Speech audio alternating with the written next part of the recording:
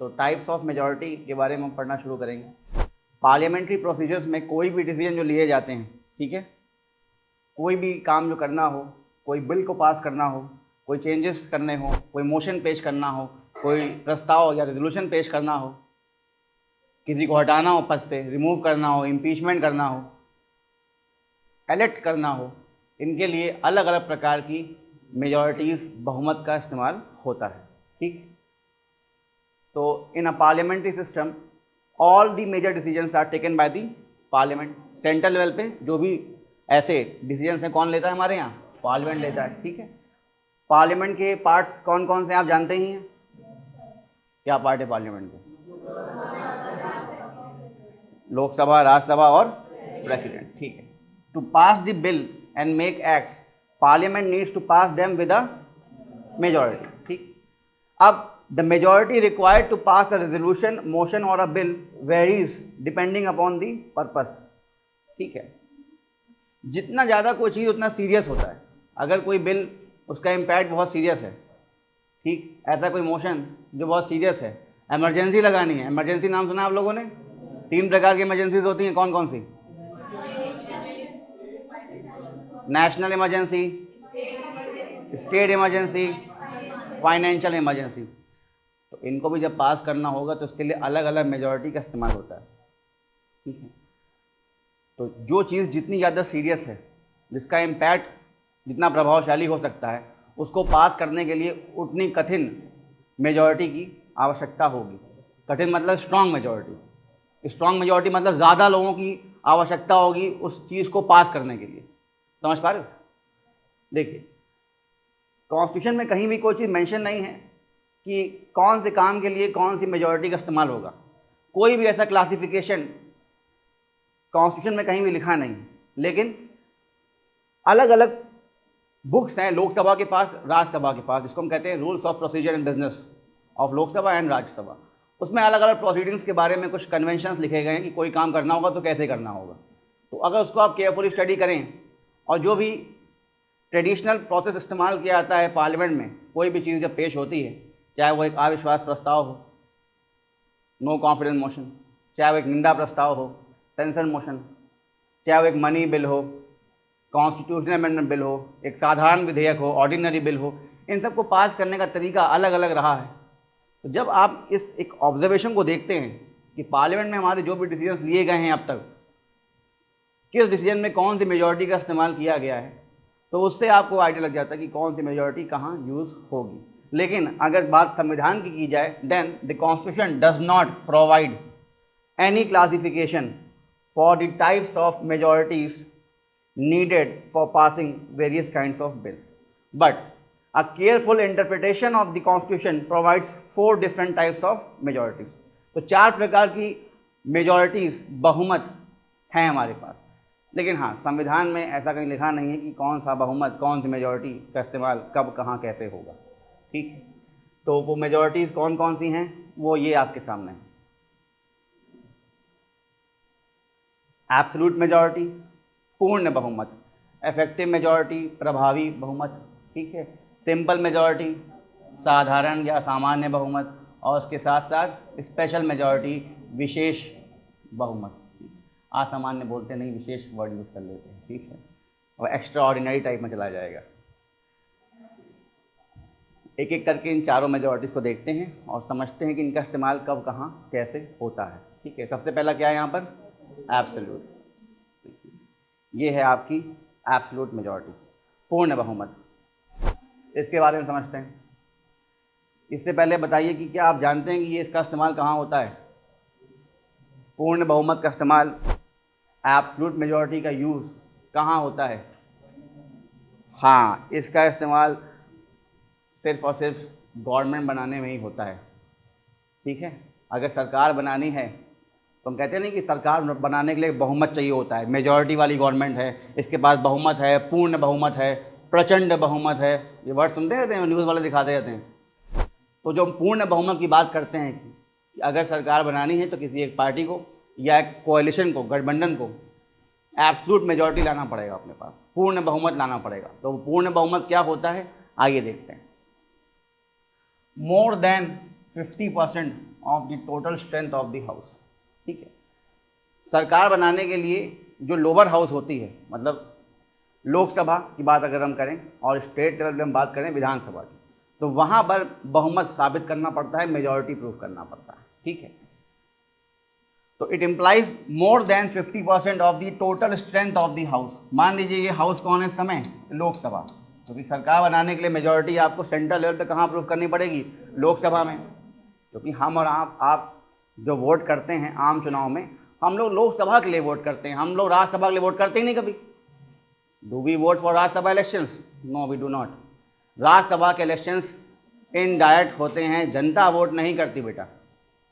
जनता के द्वारा चुने हुए जो लोग हैं, विधानसभा के जो विधायक हैं, हाँ एग्जैक्टली, जो एमएलएस हैं, वो हमारे बिहाफ पे चुनते हैं एक राज्यसभा का सांसद, member of parliament of Rajya Sabha.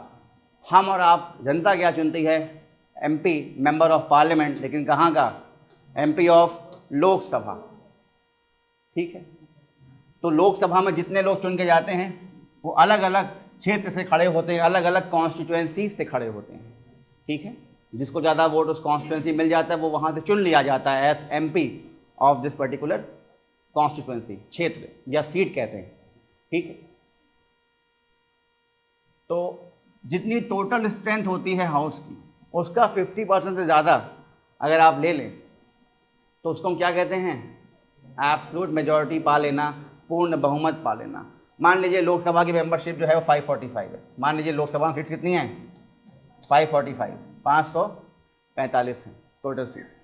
ठीक, इसका एब्सोल्यूट मेजॉरिटी कितना हो जाएगा, 50% ऑफ टोटल स्ट्रेंथ और उससे एक ज़्यादा, मतलब हाफ ऑफ 545 और उससे एक ज़्यादा।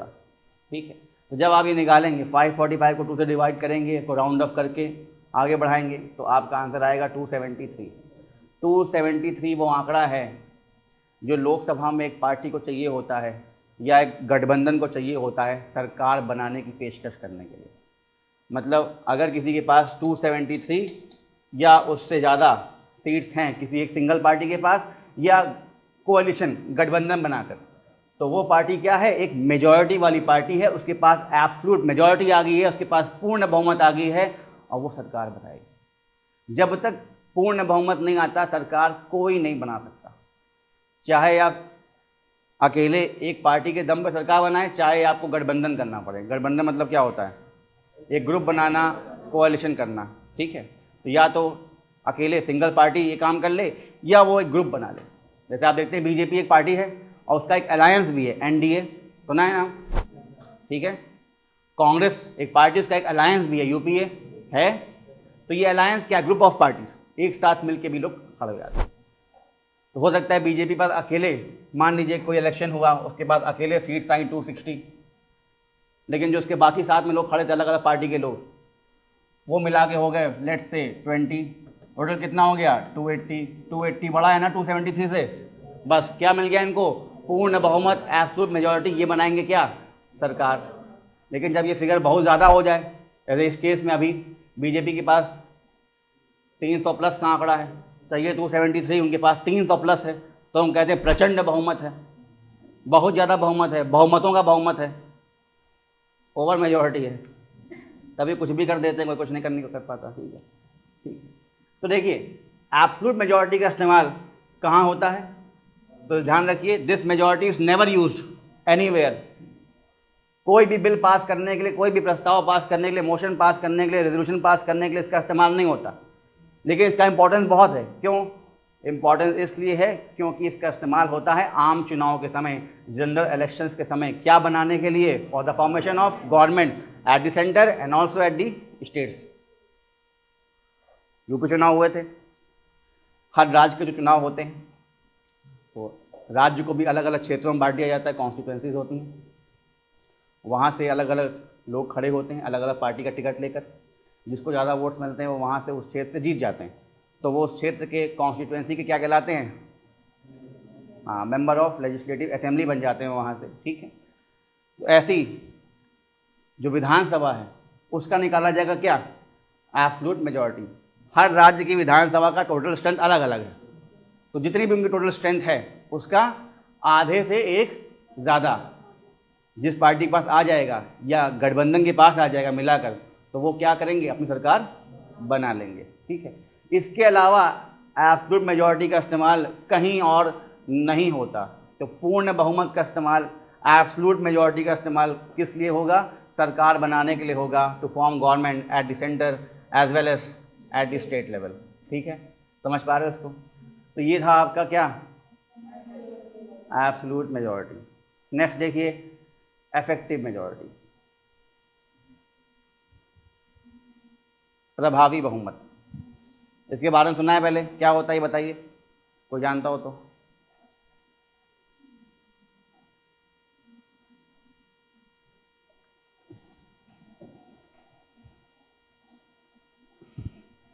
देखिए इसमें एक टर्म का इस्तेमाल करते हैं, ये टर्म है इफेक्टिव स्ट्रेंथ। वहां पे आपने क्या टर्म देखा था, नहीं total strength. Total strength, strength मतलब कुल नंबर, ठीक है ना। टोटल स्ट्रेंथ वहाँ पे लोकसभा के अंदर हमने क्या देखी थी, 545। अब यहाँ पर बात क्या कर रहे हैं हम, इफेक्टिव स्ट्रेंथ की। तो इफेक्टिव स्ट्रेंथ क्या होता है, इसको निकालने का तरीका पहले समझिए, उसके बाद में बात करेंगे इफेक्टिव मेजॉरिटी की। तो किसी भी सभा की, किसी भी हाउस की अगर इफेक्टिव स्ट्रेंथ निकालनी है तो क्या करें, उसके लिए ये फॉर्मूला होता है, जो उस हाउस की टोटल स्ट्रेंथ है, मतलब जो कुल आंकड़ा उसके पास, टोटल जो सीट्स हैं वहाँ पर, उसमें से माइनस कर दीजिए क्या, नंबर ऑफ वैकेंसीज। वैकेंसीज क्या होती हैं, एम्प्टी सीट्स, खाली स्थान। तो वैकेंसी कैसे डेवलप हो सकती है, कोई भी सीट वैकेंट कैसे हो सकती है? हाँ, जैसे मान लीजिए यहाँ पे कुछ सीट्स वैकेंट हैं, इसका मतलब क्या हो सकता है, या तो लोग हैं ही नहीं, या थे उनको यहाँ से एक्सपेल कर दिया गया, या वो नहीं रहे, या वो डिस्क्वालीफाई हो गए फॉर सम रीज़न यहाँ से, ठीक है ना, या किसी केस में फंस गए तो उनको हटा दिया गया। वैकेंसी का मतलब यहाँ पर ये नहीं कि ये लोग एब्सेंट हैं, समझिए। तो वैसे ही लोकसभा राज्यसभा में हर दिन सब लोग नहीं जाते हैं, कुछ लोग को मूवी शूट करनी होती है, कुछ को खेलना रहता है, कुछ को गाना बजाना होता है, किसको एक्टिंग भी करनी होती है, अलग अलग प्रकार के लोग होते हैं ना लोकसभा राज्यसभा में। कोई ऑफिशियल टूर पे बाहर गए हुए हैं, तो अगर वो उस दिन वहाँ पे नहीं आए हैं तो हम ये नहीं कहते उनकी सीट वैकेंट है। एब्सेंट होने का मतलब वैकेंसी डेवलप नहीं होता है। वैकेंसी का मतलब होता है ये, अगर कोई सीट जिससे पहले कोई मेंबर था, मतलब कोई पहले मेंबर एमपी था या एमएलए था, लेकिन अब उसकी सीट खाली हो गई, इसका मतलब सिंपल सा ये है कि जिस सीट पे वो था, जो व्यक्ति था, या तो मर गया, डेथ हो गई उसकी, या किन्हीं कारणों से उसको डिस्क्वालीफाई कर दिया गया है, पद से हटाया गया है, वो पद के योग्य नहीं रहा, या उसने खुद ही क्या कर दिया, त्याग पत्र दे दिया, रिज़ाइन कर दिया, रेजिग्नेशन कर दिया, या बिना स्पीकर या चेयरमैन को बताए, मतलब बिना हाउस के प्रिसाइडिंग ऑफिसर को बताए लगातार 60 डेज से वो एब्सेंट थे, नहीं आ रहे थे, बैक टू बैक 2 महीना लगातार अगर कोई एमपी या एमएलए नहीं आता है बिना सभापति को बताए, मतलब लोकसभा के स्पीकर और राज्यसभा के केस में चेयरमैन, ठीक है। तो इन कारणों से उनकी सीट क्या हो जाती है, वैकेंट हो जाती है। तो इफेक्टिव स्ट्रेंथ निकालने का मतलब क्या होता है कि जो हाउस की टोटल स्ट्रेंथ है, मान लीजिए लोकसभा में टोटल स्ट्रेंथ कितनी है, 545 है, और नंबर ऑफ वैकेंसीज जब हम देखें तो मान लीजिए 15 सीट्स खाली हैं। ये 15 सीट्स वो हैं जिन पे कुछ लोग थे, इनमें से कुछ लोग हो सकता है मर गए हों, कुछ लोग डिस्क्वालीफाई कर दिए गए हों बाद में, कुछ लोग ने रिज़ाइन डाल दिया हो, या कुछ लोग बहुत दिन से आ नहीं रहे थे, बिना बताए उनको हटा दिया गया। तो अब ये 15 सीट्स खाली हो गई। खाली मतलब इन सीट पे दोबारा से चुनाव कराया जाएगा। आप सुनते होंगे बाई इलेक्शन वगैरह, जो बीच में चुनाव होते हैं, क्योंकि ये सीट्स खाली हो गई। तो जितना बचा हुआ टर्म है, लोकसभा का कार्यकाल कितना होता है, टेन्योर 5 ईयर्स, ठीक है, 5 ईयर्स होता है। तो 5 ईयर्स का है कार्यकाल, और मान लीजिए 2 साल गुजर चुके हैं, 3 साल बचे हैं अभी, और बीच में 15 सीट्स खाली हो गई। तो अब ये जो चुनाव होगा 15 सीट्स पे, ये लोग जो आएंगे वो बचे हुए 3 साल के लिए रहेंगे। लेकिन जब तक ये लोग का चुनाव नहीं होता तब तक ये सीट खाली रहेंगी। खाली क्यों हुई है? इन कारणों से हुई है, इन रीजन से हुई है। तो इन सीट को क्या कहेंगे बेटा? Vacant seats. तो टोटल स्ट्रेंथ में से वैकेंट सीट्स को माइनस कर दीजिए, तो ये जो आंकड़ा आता है इसको हम क्या कहते हैं? Effective strength of the house. Effective strength of the house means total strength of the house minus number of vacant seats. ठीक है ना, समझ पाए? तो ये जो इफेक्टिव स्ट्रेंथ निकाला है इसका आधे से एक ज़्यादा वो क्या हो जाता है? Effective strength. आपने इससे पहले क्या देखा था? एब्सोल्यूट मेजॉरिटी देखी थी, उसमें क्या था? Half of total strength. इसमें क्या होता है? हाफ ऑफ इफेक्टिव स्ट्रेंथ और उससे एक ज़्यादा। तो इस केस में इफेक्टिव स्ट्रेंथ कितना हो गया? 530। तो इसका आप हाफ निकाल लीजिए और उससे एक ज़्यादा कर दीजिए, वो आ जाएगा। उसको हम क्या कहेंगे? प्रभावी बहुमत कह देंगे, इफेक्टिव मेजॉरिटी कह देंगे। तो डिफरेंस एब्सोल्यूट मेजॉरिटी में और इफेक्टिव मेजॉरिटी में बस यही है कि एब्सोल्यूट मेजॉरिटी के केस में हम लोग सारी सीट्स को काउंट कर लेते हैं और इफेक्टिव मेजॉरिटी के केस में हम लोग वैकेंट सीट्स को माइनस करके फिर नंबर निकालते हैं और उसका हाफ ले लेते हैं। ठीक है, अभी आपको मैं समझाता हूँ इसको और एग्जाम्पल से। ये देखिए एग्जाम्पल, बिना एग्जाम्पल के कोई चीज़ समझ में आती नहीं, मैंने हमेशा एग्जाम्पल से ही समझाया। आइए एग्जाम्पल देखिए। मान लीजिए लोकसभा में टोटल सीट्स कितनी हैं? 545। Suppose 5 are vacant seats. 5 seats क्या हैं? वैकेंट हैं। वैकेंट क्यों हैं वो आप जान गए हैं। ठीक है, इसका मतलब इफेक्टिव स्ट्रेंथ क्या हो जाएगी लोकसभा की? 545 माइनस 5 मतलब 540। तो इफेक्टिव मेजॉरिटी क्या हो जाएगी? 50% ऑफ 540 प्लस 1। ठीक है ना, इससे एक ज़्यादा हाफ करिए और उसमें एक ऐड कर दीजिए, तो निकालिए। इस केस में कितना आ गया? 271। 540 था, इसका आपने हाफ किया, क्या आएगा? 270, उससे एक ज़्यादा 271। तो 271 क्या हो गया इस केस में? Effective majority. तो लोकसभा में इफेक्टिव मेजॉरिटी 271 उस दिन हो गई जिस दिन ये चेक किया गया कि वहाँ पे 5 सीट्स खाली हैं। तो जब कोई काम करना था किस चीज़ से? इफेक्टिव मेजॉरिटी से। कहाँ? लोकसभा में। तो जब वो काम करना था तो उस दिन पहले क्या निकाला गया कि वैकेंट सीट्स कितनी पहले निकाल लिया जाए। तो वैकेंट सीट्स निकाले के कितना पता चला? 5 हैं। फिर निकाला गया कि ठीक है इफेक्टिव स्ट्रेंथ कितनी है, वो निकाला गया कितना? 540। फिर चेक किया गया कि इफेक्टिव मेजॉरिटी कितनी आएगी, क्या निकाला गया? 271। और अब जो काम करना है लोकसभा में, जो डिसीजन लेना है, किससे? इफेक्टिव मेजॉरिटी से। अब वो डिसीजन को होने के लिए क्या चाहिए होगा?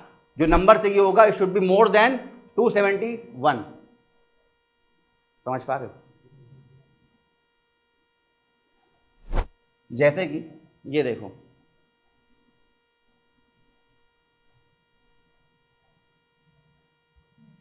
लोकसभा के अगर स्पीकर को या डेप्यूटी स्पीकर को उनके पद से हटाना हो, रिमूव करना हो, तो रिमूव करने के लिए लोकसभा में जो एक प्रस्ताव पास करना पड़ेगा उसके लिए इफेक्टिव मेजॉरिटी की रिक्वायरमेंट होगी। इसका मतलब वापस बैक आइए। अब ये जो भी आपने एग्जाम्पल देखा, मान लीजिए आज के दिन लोकसभा के स्पीकर को हटाने का प्रस्ताव लाया जाता है कि उनके कार्य से लोग खुश नहीं हैं और उनको हटाना चाहते हैं। तो ऐसे ही हटा नहीं सकते, उनको हटाने के लिए क्या पास करना पड़ेगा? एक प्रस्ताव, एक मोशन, जिसके लिए इफेक्टिव मेजॉरिटी की रिक्वायरमेंट होगी। मतलब कम से कम उतना बड़ा आंकड़ा मिल जाए जिससे उनको हटा सकें। तो स्पीकर को हटाने के लिए क्या नंबर चाहिए होता है? इफेक्टिव मेजॉरिटी चाहिए होती है। तो मान लीजिए आज हटाना है, आज के दिन हमने पहले चेक किया कि वैकेंसीज कितनी हैं, कहाँ पर? लोकसभा में। तो देखा कि 5 सीट्स खाली हैं, इन पर चुनाव होना है अभी, क्योंकि इस सीट पर जो लोग थे वो हट गए थे या रिज़ाइन कर दिए थे या मर गए थे या डिस्क्वालीफाई हो गए थे, समथिंग लाइक दैट। तो फिर क्या निकाला गया? इफेक्टिव स्ट्रेंथ निकाला गया और फिर क्या निकाला गया? इफेक्टिव मेजॉरिटी निकाली गई। कितना आया? 271। मतलब अगर टोटल स्ट्रेंथ लोकसभा की 545 है तो उसके अकॉर्डिंग 5 सीट्स खाली भी थी, तो उसके अकॉर्डिंग इफेक्टिव स्ट्रेंथ मेजॉरिटी कितनी आ गई? 271। मान लीजिए उस दिन लोकसभा में 400 लोग आए हैं, बाकी लोग एब्सेंट हैं, नहीं आए, कुछ काम से बाहर गए हैं, बीमार उमार हैं, कुछ भी हैं। तो 400 लोग आए हैं और उसमें से अगर 260 लोगों ने हाँ उठा के कह दिया कि हाँ हटा दिया जाए स्पीकर को, अब बताओ स्पीकर हटेगा कि नहीं हटेगा? हैं? नहीं हट पाएगा बेटा, क्योंकि मिनिमम कितना आंकड़ा चाहिए था? 271। कितना मिला? 260। तो कम से कम इतना चाहिए या इससे ज़्यादा चाहिए। तब जाके आप स्पीकर को हटा पाएंगे। मान लीजिए 400 में से 300 लोगों ने कह दिया कि हाँ रिमूव कर दिया जाए स्पीकर को, तो आप 300 बड़ा हो गया ना 271 से। मतलब मेजॉरिटी मतलब होता है सिंपल सा आसान शब्दों में कट ऑफ क्लियर करना। जैसे आप लोग को एग्जाम निकालना होता है तो प्री का कट ऑफ क्लियर करते हो, सी सेट का कट ऑफ क्लियर करते हो, फिर मेंस में आते हो, मेंस का कट ऑफ क्लियर करते हो, फिर इंटरव्यू में आते हो, फिर फाइनल लिस्ट का कट ऑफ क्लियर करते हो।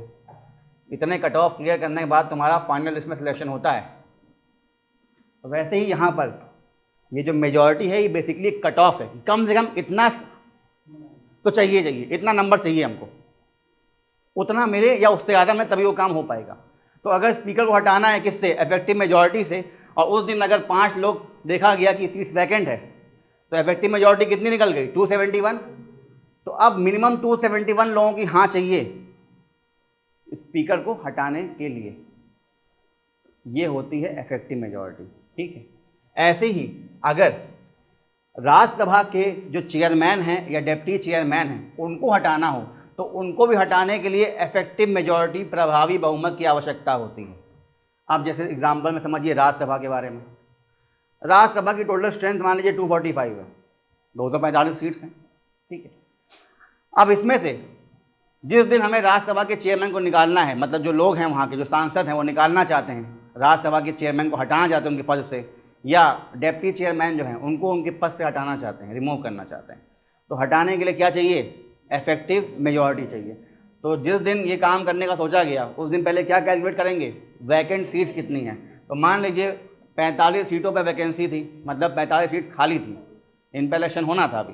ठीक है, तो इसका मतलब एक्चुअल स्ट्रेंथ कितनी हो गई, टोटल माइनस वैकेंट सीट्स, मतलब 200, 245 माइनस 45 कितना हो गया, 200। इसका आधे से एक ज़्यादा 50% ऑफ 200 प्लस 1 कितना आएगा, 101। मतलब कम से कम 101 लोग बोलें हाँ उठा के कि चेयरमैन को या डिप्टी चेयरमैन को जिनको भी हटाना है हटा दिया जाए, तभी वो हटा पाएंगे। तो कट ऑफ क्या हो जाएगा इस केस में, 101। इसको हम क्या कहेंगे, इफेक्टिव मेजॉरिटी।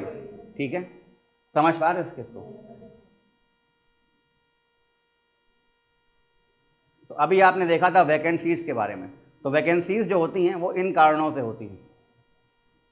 जब जो व्यक्ति सीट पे था, मतलब जो एमपी या एमएलए था, वो खुद स्पीकर को या चेयरमैन को लिख के क्या कर दे, अपने हाथ से वॉलंटरी रिज़ाइन कर दे, त्याग पत्र दे दे, छोड़ दे, तो उसकी सीट क्या हो जाती है, खाली, वैकेंसी हो जाती है। ठीक है, दूसरा, जो सीट पे था एमपी या एमएलए वो लगातार 60 डेज से एब्सेंट है, नहीं आ रहा है, और उसने इन्फॉर्म भी नहीं किया, परमिशन भी नहीं ली इसके लिए, किससे, अपने हाउस के हेड से। अगर वो लोकसभा का है तो वहाँ हेड कौन है, स्पीकर, और राज्यसभा का है तो चेयरमैन। ठीक है, तो संविधान में ये लिखा है, प्रावधान है कि अगर कोई एमपी लगातार एब्सेंट है कंटिन्यूसली 60 डेज से, लोकसभा से या राज्यसभा से, वो भी बिना परमिशन के, तो ऐसे केस में उसने अगर लीव सबमिट नहीं करी है और लगातार एब्सेंट है तो उसको क्या कर दिया जाएगा, डिस्क्वालीफाई कर दिया जाएगा, पद से हटा दिया जाएगा। उसकी सीट फिर क्या हो जाएगी, खाली, दोबारा से उस सीट पे चुनाव कराने पड़ेंगे। समझ पा रहे हो। या उस व्यक्ति को जो सीट पे था, मतलब एमपी या एमएलए, उसको क्या कर दिया जाए, डिस्क्वालीफाई कर दिया जाए किसी पर्टिकुलर रीज़न से। डिस्क्वालिफिकेशन से कुछ रीज़न्स होते हैं, आप लोगों को पार्लियामेंट अगर पढ़ाया गया होगा पॉलिटी में कभी, या आपने पढ़ा होगा, तो कुछ रीज़न्स हैं जिससे आप एक एमपी को हटा सकते हैं, और हटाने का काम इसमें प्रेसिडेंट के हाथ में होता है। तो वो कौन से कारण हैं, reasons, grounds on which a member of parliament can be disqualified from his seat, बताइए। है बेटा, क्रिमिनल, क्रिमिनल, ये कोई रीज़न सही में है? हाँ, तो ऐसे बोलो, इनसेन माइंड और क्रिमिनल दोनों एक चीज़ थोड़ी ना होती है। ठीक है, और दिवालिया, भगोड़ा, और देखिए इलेक्शन कंटेस्ट करने का सबसे पहला प्री रिक्विजिट, या आप कह सकते हैं प्रीलिम्स कंडीशन क्या होती है, कि आप पहले भारत के नागरिक हों। अगर कोई व्यक्ति एमपी बनने के बाद सिटीजनशिप छोड़ दे, भारत की नागरिकता को त्याग कर दे, किसी और देश का नागरिक बन जाए, और वो एक एमपी था या एमएलए था, तो इमीडिएट इफेक्ट से उसकी MP या MLA जो पद था वो ले लिया जाएगा, निरस्त हो जाएगा, उसको डिस्क्वालीफाई कर दिया जाएगा। तो मान लीजिए कोई MP है किसी पर्टिकुलर सीट से और उन्होंने अब अपनी सिटीजनशिप छोड़ दी है, अब वो जर्मनी के नागरिक बन गए हैं, तो बाय डिफ़ॉल्ट उनको फटाफट क्या कर दिया जाएगा, MP के पद से डिस्क्वालीफाई कर दिया जाएगा। तो ये MP MLA बनने के लिए आपका पहला क्या कहते हैं क्वालिफिकेशन जो रिक्वायरमेंट था वो क्या था कि आप क्या हो, पहले इंडियन हो। तो अगर आप सिटीजनशिप छोड़ देते हैं तो डिस्क्वालीफाई हो जाएंगे, या अगर आप जैसे आपने बताया कि सर इनसेन माइंड के हो गए, पगला गए हैं, मतलब unsound mind, you are not able to take your own decisions, तो आप देश के डिसीजंस कैसे ले पाएंगे? तो इन डैट केस आपको डिस्क्वालीफाई कर देते हैं। हाँ बेटा बताओ।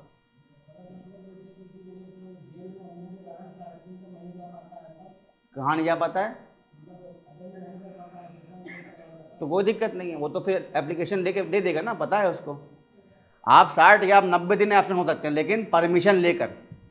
ये क्या था, अनइन्फॉर्म्ड, बिना इन्फॉर्म किए आप नहीं आ रहे हैं। आप इन्फॉर्म करिए कि सर मैं जेल में सजा काट रहा हूँ, नहीं आ सकता, तो ठीक है काटिए सजा, कोई दिक्कत नहीं। कोई नहीं होता बेटा, मैक्सिमम अपर लिमिट नहीं लिखी गई है, ये it's up to the presiding officer, ठीक है ना। सब मिलता है बेटा, ऐसा कुछ नहीं, सैलरी पेंशन सब मिलती रहती है। आप एक दिन के लिए भी अगर MP MLA बन गए आपको पेंशन हमेशा मिलती रहेगी। MP भी हैं MLA भी, दोनों से आपको मिलेगी। आप पहले MLA थे और अब MP बन गए हैं, तो MLA का पेंशन भी पाएंगे, MP का भी पाते रहेंगे, बहुत फ़ायदा होता है। इसीलिए एग्जीक्यूटिव अगर ना बन पाओ तो लेजिस्लेचर चले जाना, कोई दिक्कत नहीं है। और कैसे डिस्क्वालीफाई हो सकते हैं आप? ऑफिस ऑफ प्रॉफिट, हाँ, अगर आपके पास क्या आ जाए, लाभ का पद, ऑफिस ऑफ प्रॉफिट, तो भी आप डिस्क्वालीफाई हो जाएंगे MP या MLA के पद से। क्या होता है ऑफिस ऑफ प्रॉफिट? सुना है पहले ये वर्ड, क्या होता है? हाँ,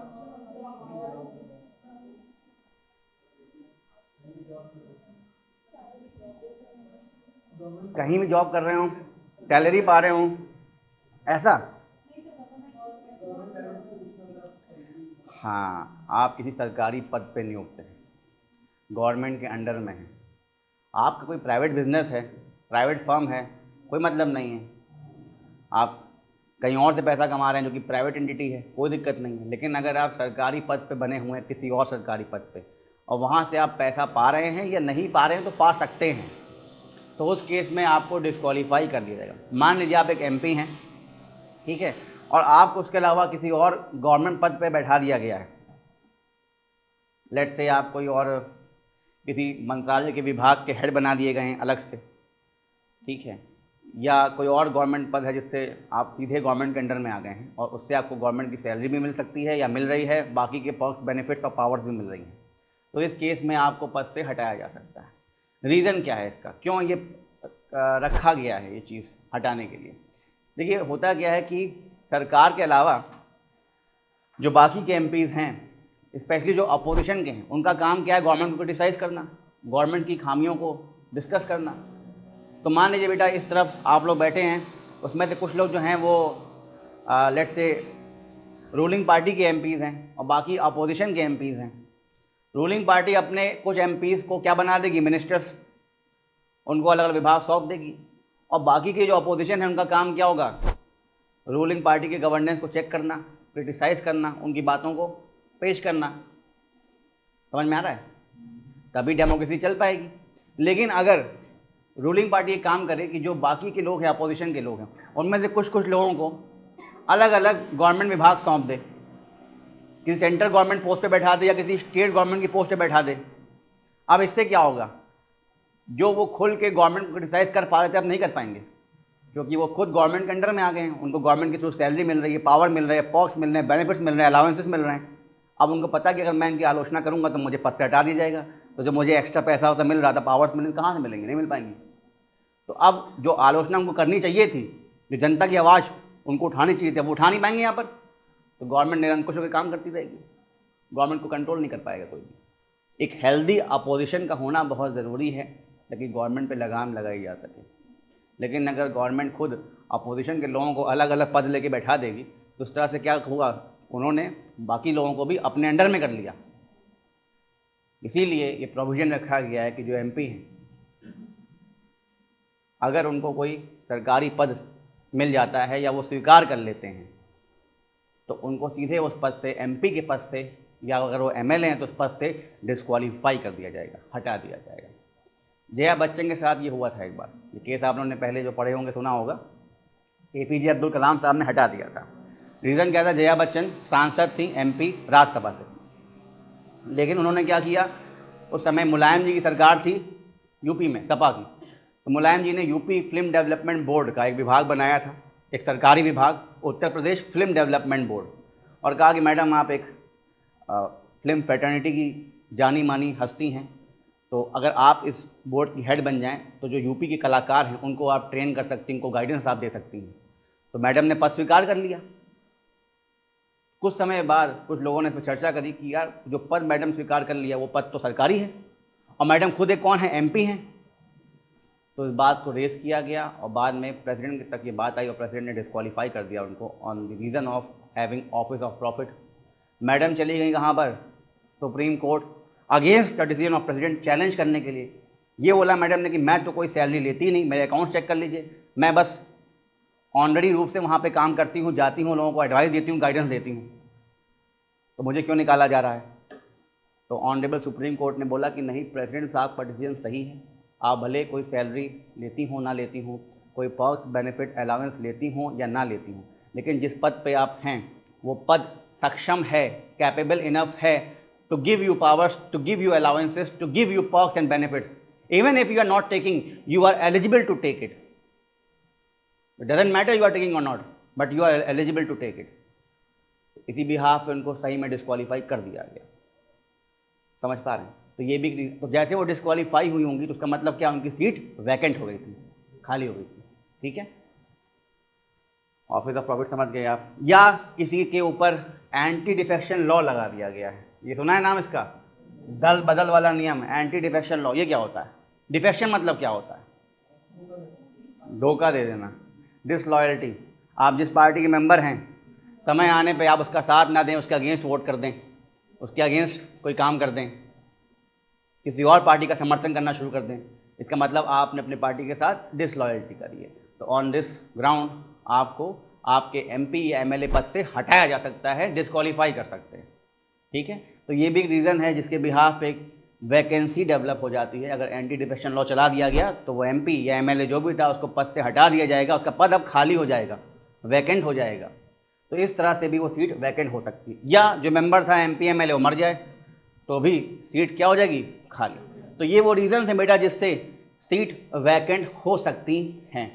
ठीक है, और वैकेंट हो जाएंगी तो उनको आप क्या करेंगे, माइनस करेंगे टोटल से, तो वो क्या निकलेगा, इफेक्टिव स्ट्रेंथ, और उसका आधे से ज़्यादा जब आप निकालेंगे तो क्या आएगा, इफेक्टिव मेजॉरिटी, प्रभावी बहुमत।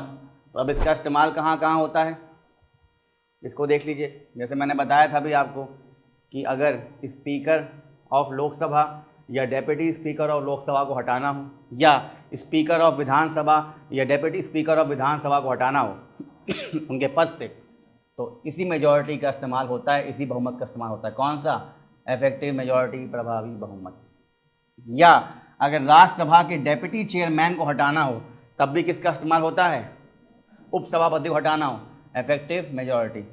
चेयरमैन को भी हटाना हो तो इसका ही इस्तेमाल होता है, लेकिन चेयरमैन को हटाने के लिए डुअल मेजॉरिटी का इस्तेमाल होता है। डुअल मतलब दो अलग अलग प्रकार की मेजॉरिटीज़ का इस्तेमाल होता है, combo, by one get one होता है जैसे। तो यहाँ पे अगर आप राज्यसभा के चेयरमैन को हटा रहे हैं, देखिए राज्यसभा का जो चेयरमैन होता है वो बाय डिफ़ॉल्ट कौन होता है, देश का उपराष्ट्रपति, वाइस प्रेसिडेंट।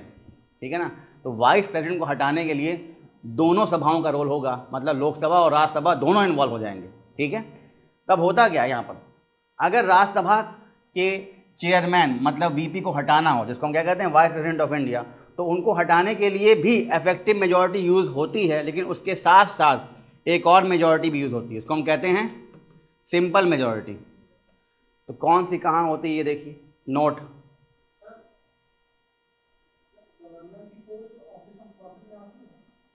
नहीं,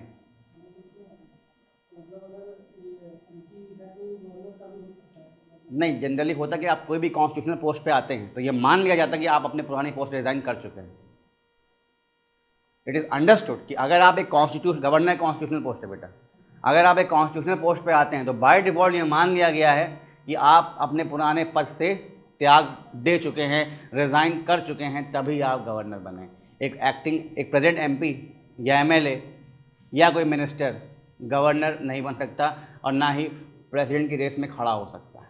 लेट्स से लोकसभा का स्पीकर भी है तो वो भी तो एक एमपी है ना। पहले ये मान लिया जाएगा कि जब आप ज्वाइन करेंगे, अगर आप जीत गए तो ये मान लिया गया कि आपने रिज़ाइन कर दिया है, और नहीं जीते तो ये थोड़ा ना तुम्हारा पुराना पद भी हट जाएगा। ये डिपेंड करता है कि आप पहले पुराने पद पे हैं, लेकिन अगर आप जीत गए तो अब आप क्या बनने वाले हैं, वो कॉन्स्टिट्यूशनल पोस्ट को आप लेने वाले हैं, लेट्स से गवर्नर या प्रेसिडेंट या जो भी है। तो उस केस में अब आपको पहले अपने पुराने पद से रिज़ाइन करना पड़ेगा और फिर नए पद को ज्वाइन करना पड़ेगा। ठीक है, ये चीज़ें होती हैं, दोनों एक साथ आप नहीं कर सकते। लेट्स से बेटा आप अकेले चुनाव लड़ रहे हैं, आपने एक साथ एमपी का चुनाव लड़ लिया, एमएलए का चुनाव भी लड़ लिया मान लीजिए, या आप एमपी थे, मान लीजिए मैं बात करता हूँ अखिलेश जी की।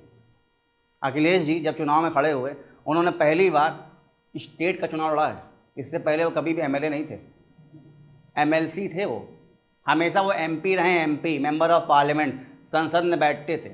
एमपी होने के बावजूद वो एमएलए चुनाव में खड़े हुए, इसको नहीं माना जाएगा ऑफिस प्रॉफिट, क्योंकि अभी आप इलेक्शन में खड़े हुए हैं, जीते नहीं हैं। लेकिन जब वो जीत गए तो अब वो दोनों बन गए, एमपी और एमएलए। अब उनके पास ऑप्शन था कि आपको कोई एक पद रिज़ाइन करना पड़ेगा, क्योंकि आप ऑलरेडी एक एमपी हैं और अब आप एमएलए भी बन चुके हैं। Now it's up to you कि आप कौन सा पद पे बने रहना चाहते हैं। तो उन्होंने क्या किया, अपने पुराने पद एमपी से रिज़ाइन कर दिया और क्या ज्वाइन कर लिया, एमएलए वाला पद। वो चाहते तो एमएलए पद को रिज़ाइन कर देते और क्या बने रहते किस पे, एमपी वाले पद पर, लेकिन दोनों पद को एक साथ बेटा नहीं ले सकते। ठीक है, तो देखिए अगर आपको वीपी को हटाना है, वीपी मतलब chairman of Rajya Sabha, vice president, उपराष्ट्रपति, इनको हटाने के लिए पहली बात तो इनको हटाने के लिए जो प्रोसेस शुरू होगा वो कहाँ शुरू होगा, सिर्फ और सिर्फ राज्यसभा में, लोकसभा में नहीं। रीज़न क्या है, वो चेयरमैन वहाँ के हैं। एक बात बताओ, अगर तुमको घर से निकालना हो तो पड़ोसी इनिशिएट करेंगे, तुम्हारे घर वाले इनिशिएट करेंगे। कल को मान लो मतलब कई अटेम्प्ट देने के बाद भी तुम्हारा यूपीएससी नहीं निकल पाया है, घर वाले बहुत बौखलाक हैं, कहीं तुमको घर से बाहर निकाल देंगे, तो ये काम करने का इनिशिएशन घर वाले करेंगे या वो पिछली गली में जो पड़ोसी रहता है वो करेगा, घर वाले करेंगे। तो वीपी के घर वाले, मतलब देखो मजाक था, ऐसा होगा नहीं, घबराओ मत, यू नेवर नो, मतलब पेरेंट्स पता नहीं कुछ भी कर सकते ना। वाइस प्रेसिडेंट का घर कौन सा है, उसका घर है राज्यसभा। घर वाले कौन है, राज्यसभा के सांसद, एमपी। तो उसके घर वाले मतलब राज्यसभा के लोग इनिशिएट करेंगे क्या, इनको हटाने का प्रोसेस।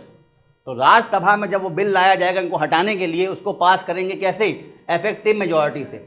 उसके बाद जब ये बिल यहाँ से पास हो जाएगा, ये बिल अब कहाँ जाएगा, लोकसभा। और जब ये लोकसभा पहुँच गया, लोकसभा में जाने के बाद इसको क्या चाहिए, सिंपल मेजॉरिटी। सिंपल मेजॉरिटी क्या, अभी आगे समझाता हूँ। लेकिन राज्यसभा से हटाने के लिए क्या चाहिए होगा, इफेक्टिव मेजॉरिटी। इफेक्टिव मेजॉरिटी क्या होता है आप जान गए कि टोटल स्ट्रेंथ में से वैकेंट सीट को माइनस करेंगे, जो आएगा उसका आधे से एक ज़्यादा, वो क्या हो जाएगा, प्रभावी बहुमत, इफेक्टिव मेजॉरिटी। ठीक है, इसका मतलब ये है कि इफेक्टिव मेजॉरिटी का इस्तेमाल होता है स्पीकर, डिप्टी स्पीकर को हटाने के लिए, चाहे वो लोकसभा का हो चाहे वो विधानसभा को। ऐसे ही चेयरमैन, डिप्टी चेयरमैन को हटाने के लिए, चाहे वो राज्यसभा का हो चाहे वो विधान परिषद का हो। समझ में, इसके अलावा इसका इस्तेमाल कहीं नहीं होता। कोई भी बिल, रेजोल्यूशन, मोशन, प्रस्ताव को पास कराने के लिए इफेक्टिव मेजॉरिटी का इस्तेमाल नहीं होता है, और ये किताबों में कहीं नहीं लिखा है, जाओ ढूंढ लो। लेकिन अब तुम लोग ध्यान रखना, नेक्स्ट सिंपल मेजॉरिटी।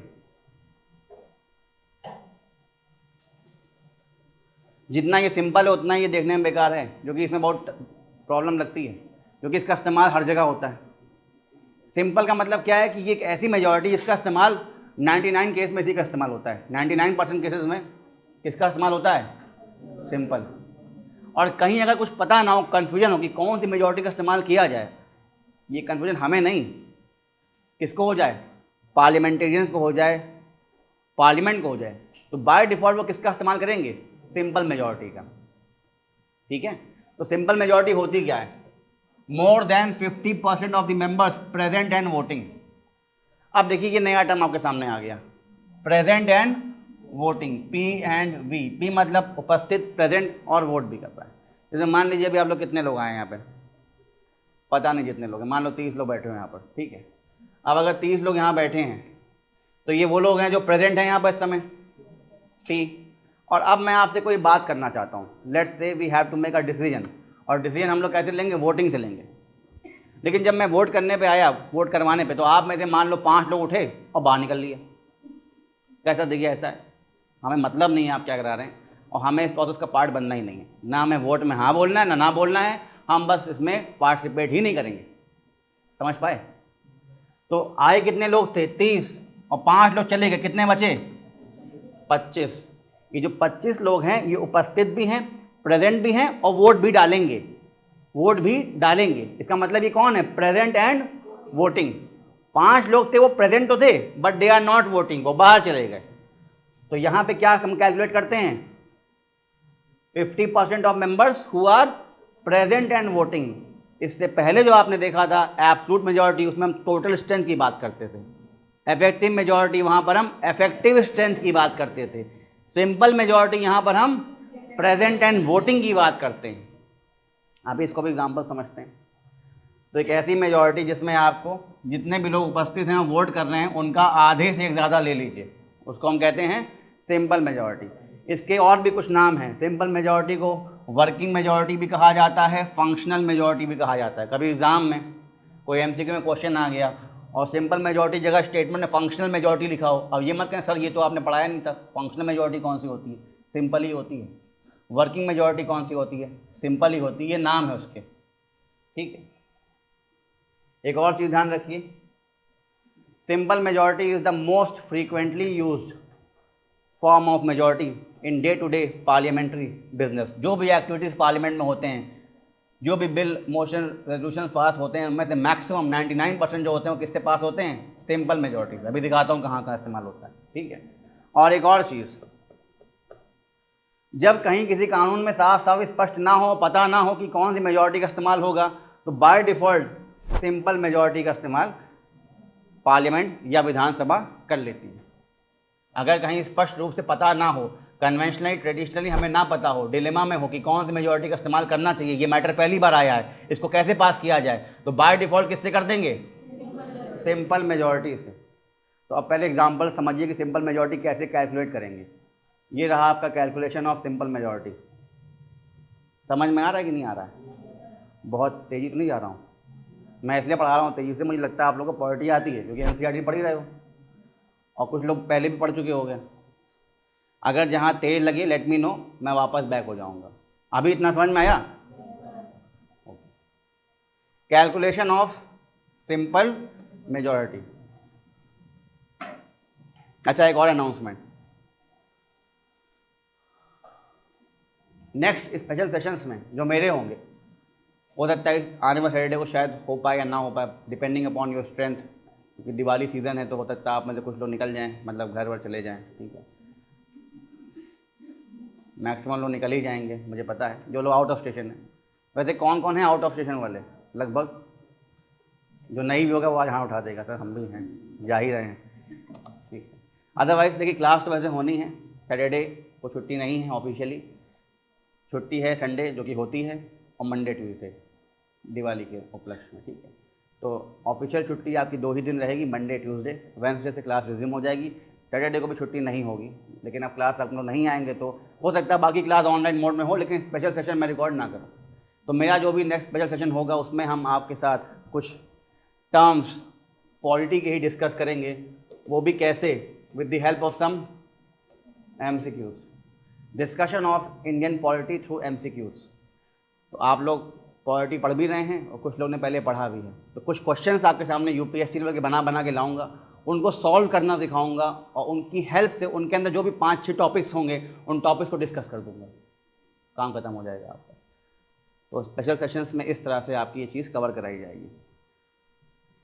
इसीलिए कुछ टर्म्स यहाँ पे जो अगर आप देख रहे हैं, आपको नहीं पता कि मोशन क्या होता है, रेजोल्यूशन क्या होता है, मैं यहाँ नहीं समझाऊंगा, मैं कहाँ समझाऊंगा उसको, उस पर्टिकुलर क्लास में।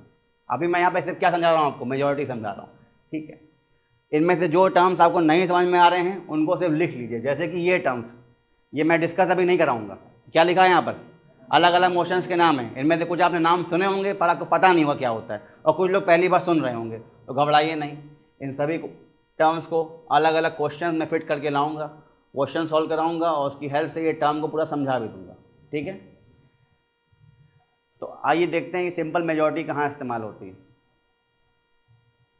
कैलकुलेशन ऑफ सिंपल मेजॉरिटी, साधारण बहुमत का प्रयोग कहाँ होता है। या पहले देखिए कि कैलकुलेशन कैसे करते हैं। जैसे आपने कैलकुलेशन देख लिया किसका, एब्सोल्यूट का भी और इफेक्टिव का भी। तो मान लीजिए लोकसभा का एग्जांपल लेते हैं। लोकसभा की टोटल स्ट्रेंथ मान लीजिए कितनी है, 543 है। 45 लोग मान लीजिए एब्सेंट हैं आज। एब्सेंट का मतलब क्या है, वैकेंसीज नहीं बोल रहा हूँ मैं, है नहीं, गाना वाना गा रहे थे, मूवी में ऐड कर रहे थे, इधर उधर घूम रहे थे, पेट खराब था, कहीं और बैठे हुए थे, वेंटिलेटर पे थे, मैं भी, ठीक है, छुट्टी मना रहे हैं। और 100 लोग क्या किए, आए तो, लेकिन दे एब्सटेन फ्रॉम वोटिंग, वोटिंग करने से मना कर दिया, उठे और बाहर वॉक कर गए। ऐसा होता है कई बार। राहुल गांधी एंड पार्टी खड़ी हो जाती है, उनके साथ कुछ लोग ऐसे ऐसे करके उठते हैं, मोदी जी को ऐसे कटाक्ष नजरों से देखते हैं और बाहर चले जाते हैं। ऐसे कहते हैं वॉक ओवर कर देना, ये कर सकते हैं। आपको नहीं मन कर रहा पार्टिसिपेट करने का, उठ के आप बाहर जा सकते हैं। तो मान लीजिए वोटिंग का समय जब आया कि 100 लोग खड़े हुए, बाहर निकल गए कि नहीं वोट करेंगे, मतलब वो प्रेजेंट तो थे लेकिन वोटिंग के टाइम पर उन्होंने मना कर दिया वोट करने से, तो प्रेजेंट एंड वोटिंग में इनको आप काउंट नहीं करेंगे। तो इन 100 लोग को काउंट नहीं करेंगे, और ये 45 लोग जो एब्सेंट हैं इनको काउंट नहीं करेंगे। तो काउंट किसको करेंगे आप, काउंट करेंगे पी एंड वी को, मतलब प्रेजेंट भी हैं और हाँ। तो आप खुद ही सोचो, टोटल लोग थे 545, 45 लोग एब्सेंट थे, 100 ने मना कर दिया, तो बचे कितने पी एन वी में, 400 बचे ना भाई। टोटल 545 माइनस 45 लोग आए नहीं, एब्सेंट थे, 100 लोग ने मना कर दिया कि वोट नहीं डालेंगे, तो कितना बचा, 400। ये 400 क्या है, this is called p and v, present and voting. ये उपस्थित भी हैं, वोट भी डाल देंगे। This means only 400 members were present and voting. तो इस केस में ये 400 पीएनबी आ गया। अब इस 400 जो प्रेजेंट एंड वोटिंग है, इसकी हेल्प से आप निकालेंगे क्या, सिंपल मेजॉरिटी। सिंपल मेजॉरिटी क्या हो जाता है, प्रेजेंट एंड वोटिंग का हाफ से एक ज़्यादा, कितना है 400, इसका आधा 200, उसमें एक ज़्यादा 201। तो सिंपल मेजॉरिटी क्या हो गया, 50% ऑफ 400 प्लस 1, 201।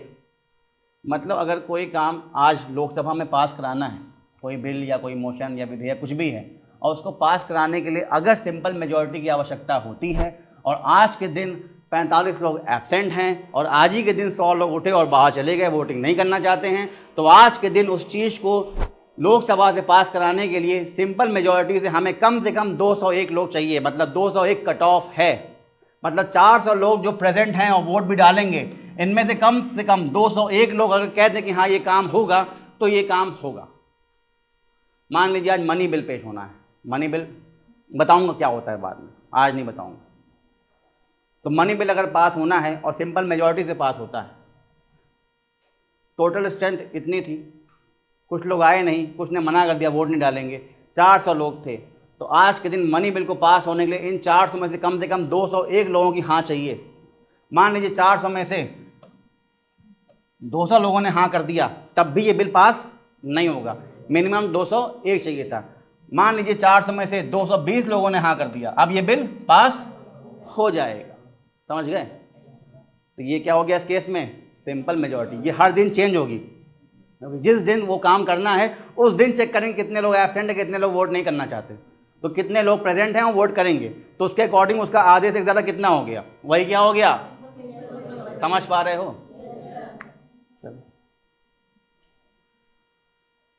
अब ये कहाँ कहाँ यूज़ होती है, तो सबसे ज़्यादा आम मेजॉरिटी यही है, तो मैक्सिमम केस में हर जगह इसी का इस्तेमाल होता है।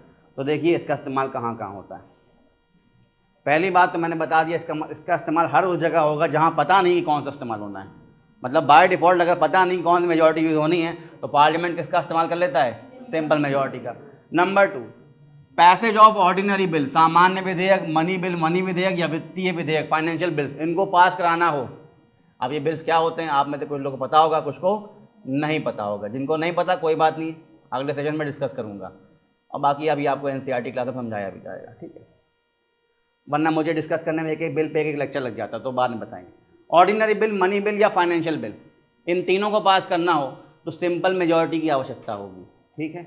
इसी के साथ साथ नो कॉन्फिडेंस मोशन पास करना हो, एनसीएम अविश्वास प्रस्ताव, confidence motion, vote of thanks to the president, censure motion निंदा प्रस्ताव, एडजर्नमेंट मोशन, नाम सुना होगा शायद, काम नहीं पता होगा, ये डिस्कस करेंगे बाद में, कॉलिंग अटेंशन मोशन। तो इन सारे मोशंस प्रस्तावों को पास करने के लिए सिंपल मेजॉरिटी की आवश्यकता होती है, कोई स्पेशल की आवश्यकता नहीं होती। दूसरा, अगर आपको स्पीकर का चुनाव करना है, डिप्टी स्पीकर का चुनाव करना है लोकसभा का, और इसी के साथ अगर डिप्टी चेयरमैन का इलेक्शन करना है, कहाँ का, राज्यसभा का, तो किसका करेंगे इस्तेमाल आप, सिंपल मेजॉरिटी का। इसी के साथ साथ वाइस प्रेसिडेंट मतलब राज्यसभा के चेयरमैन को हटाना है, कहाँ से, लोकसभा में जब वो बिल आ जाए, तो इस्तेमाल किसका करेंगे हम लोग, सिंपल मेजॉरिटी का। अभी याद है ना कि डिप्टी की जो चेयरमैन और राज्यसभा था उनको हटाने के लिए राज्यसभा से बिल पहले पास करना होगा इफेक्टिव से, फिर वो लोकसभा में आएगा, वहाँ से कैसे पास करेंगे, सिंपल से। इसी के साथ साथ अगर देश में आपको डिक्लेयर करवाना है फाइनेंशियल इमरजेंसी, आपको मतलब सरकार को वित्तीय आपातकाल, या किसी राज्य में प्रेसिडेंट रूल लगाना हो स्टेट इमरजेंसी, तो क्या करना होगा, सिंपल मेजॉरिटी से परमिशन दी जाएगी इस काम के लिए, ठीक है ना। इसी के साथ साथ संविधान में जब कुछ चेंज किए जाते हैं, उनमें से कुछ चेंजेस ऐसे होते हैं जिसमें सेंटर स्टेट रिलेशंस चेंज किए जा रहे हैं। सेंटर स्टेट रिलेशन का मतलब क्या होता है, कुछ ताकतें सेंटर के पास होती हैं, कुछ राज्यों के पास होती हैं। अगर केंद्र सरकार कोई ऐसा बिल पास करे जिससे संविधान में कुछ बदलाव करना चाहे, कॉन्स्टिट्यूशन को अमेंड करे और उसमें स्टेट्स की पावर को कम कर दे और अपनी पावर को बढ़ा ले, या पावर को आपस में एडजस्ट करना शुरू कर दे, मतलब जो पावर स्टेट के पास थी उसको कम ज़्यादा करना शुरू कर दिया, तो ये काम के लिए सेंट्रल गवर्नमेंट को स्टेट से भी एक बार पूछना पड़ेगा। इसे हम कहते हैं स्टेट रेटिफिकेशन। मतलब वो बिल लोकसभा राज्यसभा से पास होने के बाद जनरली प्रेसिडेंट के पास जाता है साइन होने के लिए, इस केस में नहीं जाएगा। वो बिल कहाँ पहुँच जाएगा, वो लोकसभा से पास होगा, राज्यसभा से पास होगा, प्रेसिडेंट के पास नहीं जाएगा, घूम के पहले कहाँ पहुँच जाएगा, विधानसभाओं में। देश में जितनी विधानसभाएं हैं, जितने राज्य हैं और जहाँ जहाँ यूनियन टेरिटरी विधानसभाएं हैं, मान लीजिए देश में 30 विधानसभाएं हैं, 30 ही हैं, तो इनके आधे से एक ज़्यादा विधानसभा इसको पास कर दे अपने यहाँ सिंपल मेजॉरिटी से। मतलब कम से कम 16 विधानसभाएं, जिसमें से एक यूपी विधानसभा हो गई, एक एमपी विधानसभा हो गई, राजस्थान विधानसभा हो गई, ऐसे कम से कम 16 विधानसभा इसको अपने यहाँ पास करें। कैसे पास करें, पास करेंगे सिंपल मेजॉरिटी से, तो जाके ये काम हो पाएगा। तो ये काम बेसिकली था क्या, ये काम था संविधान में चेंज करना, मतलब कॉन्स्टिट्यूशनल अमेंडमेंट करना। तो संविधान में जब भी चेंज करते हैं हम स्पेशल मेजॉरिटी से करते हैं। अब स्पेशल क्या होता है लास्ट में समझाऊंगा, लेकिन स्पेशल मेजॉरिटी से चेंज करने के बाद भी प्रेसिडेंट साहब साइन नहीं कर पाएंगे अगर उस संविधान में जो चेंज किया जा रहा है उसमें कुछ बदलाव सेंटर और स्टेट के रिलेशंस में हो रहा है, कुछ शक्तियाँ जो राज्य की उनको कम करने की कोशिश कर रहा है केंद्र, तो उस केस में पहले राज्य से पूछा जाएगा। मतलब राज्यों के पास विधानसभाओं में ये बिल भेजा जाएगा, विधानसभा इस बिल को डिस्कस करेंगे, अपने आप पास करेंगे। तो अपने यहाँ जब विधानसभा इसको पास करेंगे तो पास करने के लिए जो मेजॉरिटी का इस्तेमाल करेंगे वो कौन सी होगी, सिंपल। लेकिन जब लोकसभा और राज्यसभा ने इसको अपने यहाँ पास किया होगा तो कौन से पास किया होगा, स्पेशल से, क्योंकि ये बिल कौन सा था, हाँ, कॉन्स्टिट्यूशनल अमेंडमेंट बिल। ठीक है, जब भी संविधान में कुछ चेंज करना हो, कुछ इंसर्ट करना हो या डिलीट करना हो, आई होप आपको पता है कॉन्स्टिट्यूशन क्या होता है, इतना जानते हो ना। कोई है जिसको पता ही नहीं था कॉन्स्टिट्यूशन क्या होता है, तो फिर कुछ और समझाऊं, पता है। तो कॉन्स्टिट्यूशन में कुछ इंसर्ट करना हो, कुछ डिलीट करना हो, कुछ भी चेंज करना हो, उसको हम कहते हैं संविधान का संशोधन करना, कॉन्स्टिट्यूशन का अमेंडमेंट करना। तो जब भी ये काम करेंगे तो उसके लिए एक कॉन्स्टिट्यूशनल अमेंडमेंट बिल पेश करना पड़ता है, संवैधानिक संशोधन विधेयक पेश करना पड़ता है। उसको पास करने के लिए लोकसभा और राज्यसभा से विशेष बहुमत द्वारा स्पेशल मेजॉरिटी से पास करना पड़ता है। मतलब लोकसभा और राज्यसभा यहाँ पर स्पेशल मेजॉरिटी से पास करेंगे। वो स्पेशल मेजॉरिटी क्या होती है मैंने अभी बताया नहीं आपको, अभी बताऊँगा। लेकिन जब वो पास हो जाता है दोनों हाउस से तो जनरली कहाँ जाएगा, प्रेसिडेंट के पास, और प्रेसिडेंट साहब अगर साइन कर देंगे तो वो बिल एक एक्ट बन जाएगा। मतलब अब वो चेंज जो करना था संविधान में, चाहे इंसर्ट करना हो या डिलीट करना हो, कर दिया जाएगा। लेकिन जो चेंज था, अगर वो चेंज इस प्रकार का था जिससे देश का फेडरल स्ट्रक्चर चेंज हो रहा है, मतलब जो केंद्र और राज्यों में रिश्ते हैं जो डिवीजन ऑफ पावर्स हैं वो चेंज हो रही हैं। केंद्र राज्यों की कुछ शक्तियों को कम ज़्यादा कर रहा है, तो उस केस में पहले राज्यों से भी पूछना पड़ेगा, उनका भी रेटिफिकेशन लेना पड़ेगा। इसका मतलब ये बिल घुमा के कहाँ पास हो जाएगा? अलग अलग राज्यों की विधानसभाओं में। देश में अगर 30 विधानसभाएं हैं भाई, 28 राज्य हैं, उनमें विधानसभा है, और फिलहाल हमारे पास 2 यूनियन टेरिटरीज हैं, दिल्ली और पुडुचेरी की, जहाँ पे विधानसभाएं हैं। तो टोटल कितना हो गया? 30 विधानसभा।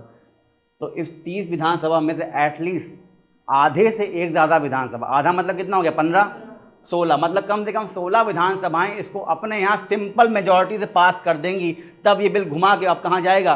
प्रेसिडेंट के पास, और फिर प्रेसिडेंट साहब जब साइन कर देंगे तब वो चेंज हो पाएगा। यही काम किया गया था जीएसटी में। फाइनेंशियल रिलेशंस सेंटर स्टेट के चेंज हो रहे थे, क्योंकि टैक्स रिलेशंस को चेंज किया जा रहा था, सीजीएसटी एसजीएसटी लाया जा रहा था। कितना पैसा स्टेट रखे, कितना सेंटर रखेगा, ये सेंटर डिसाइड कर रहा था। तो उसमें स्टेट के जो फाइनेंशियल स्टेटस था उसको चेंज होने की कोशिश की जा रही थी, तो इसके लिए स्टेट से पूछना ज़रूरी था। एग्जैक्टली 16 लोगों ने ही सिर्फ साइन करा था, मतलब 16 विधानसभाओं से पास हो पाया था, क्योंकि उस ज़माने में जब मोदी जी थे तो उस समय मैक्सिमम स्टेट्स में बीजेपी सरकार नहीं थी, वहाँ पे दूसरी पार्टीज की गवर्नमेंट थी, और उन्होंने अपने यहाँ जीएसटी को फेल करा दिया था। हाँ, बात अलग है कि अब के समय मैक्सिमम जगह बीजेपी है। तो अब क्यों आपको लगता है कि एक सेंट्रल गवर्नमेंट हर राज्यों में इलेक्शंस में पहुंच जाती है कैंपेन करने? क्यों बीजेपी के मतलब मोदी जी जो हैं प्रधानमंत्री होते हुए, चाहे इलेक्शन केरला में हो, यूपी में हो, राजस्थान में, पहुंच जाते रैली करने के लिए? रीज़न यही है कि अगर हर राज्य में सरकार होगी तो कभी ऐसे बिल जब पास करने होंगे तो जब वो जाएंगे और उस राज्य में सरकार उनकी होगी, चुपचाप पास हो जाएगा चीज़ें, अड़ंगा राज अपना नहीं पाएंगे। खुद सोचिए, कोई भी सेंटर की कोई प्रोविज़न या बिल यहाँ आती है तो क्या योगी जी इसको विफल कर देंगे? पास नहीं होने देंगे?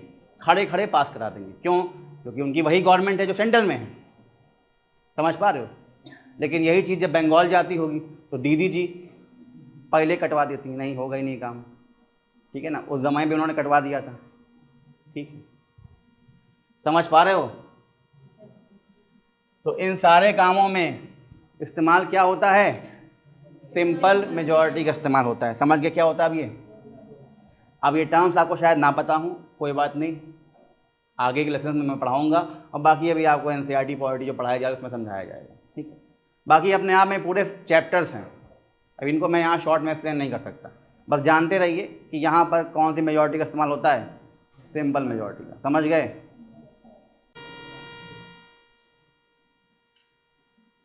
ओके, ये आपकी लास्ट मेजॉरिटी है, स्पेशल मेजॉरिटी है, ठीक है? लेकिन ये अपने आप में 4 प्रकार की होती है, ठीक? There are 4 types of special majority, ठीक है? अब ये कौन कौन सी हैं, कहाँ कहाँ यूज़ होती हैं, एक एक करके देखते हैं। एक स्पेशल मेजॉरिटी है जो यूज़ होती है जब भी आर्टिकल 249 को ट्रिगर किया जाता है। अब ये आर्टिकल 249 क्या है, इस पर बात करते हैं। अभी ये एक स्पेशल पावर है जो राज्यसभा के पास होती है, ठीक है? ऐसी स्पेशल मेजॉरिटी यूज़ होती है in case of article 368। Article 368 का मतलब है जब आप संविधान में कुछ संशोधन करना चाहते हैं, कॉन्स्टिट्यूशन में अमेंड करना चाहते हैं, तो उसमें भी आप किसका इस्तेमाल करते हैं? Special majority.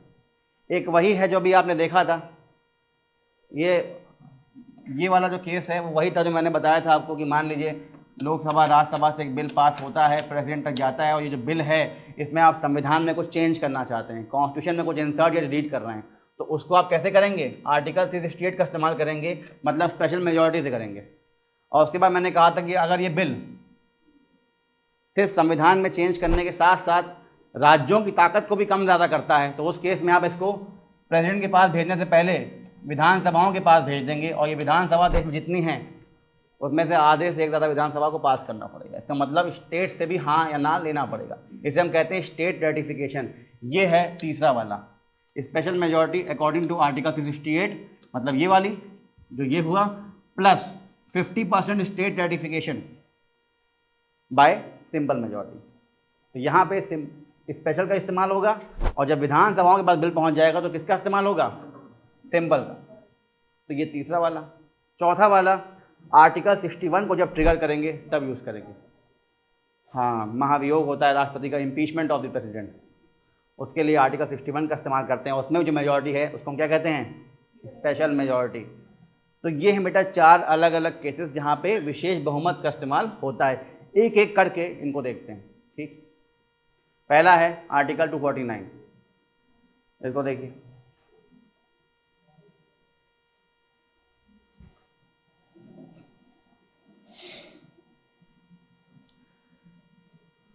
देखिए आपको पता है कि हमारे यहाँ एक 7th शेड्यूल है, पता है किसी लोग को?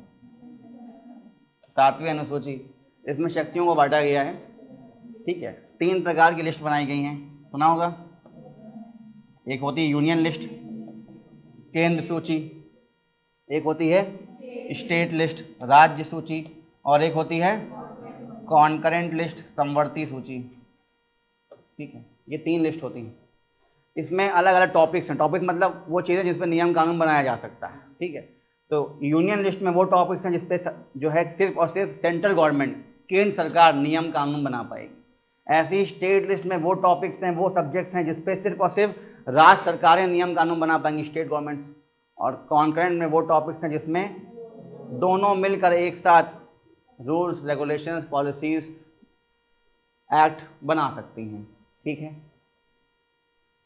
तो अब यहीं पर एक आर्टिकल 249 है जहां पर राज्यसभा के पास, लोकसभा के पास नहीं, राज्यसभा के पास एक स्पेशल पावर है। पार्लियामेंट जब कोई नियम बनाता है तो उसका अधिकार नियम बनाने का कहाँ पर है? यूनियन लिस्ट में और कॉन्करेंट लिस्ट में। लेकिन वो टॉपिक जो स्टेट लिस्ट में आता है उस पर पार्लियामेंट मतलब लोकसभा, राज्यसभा कोई बिल बनाकर नियम बना नहीं सकती। वो किसके अंडर में आएगा?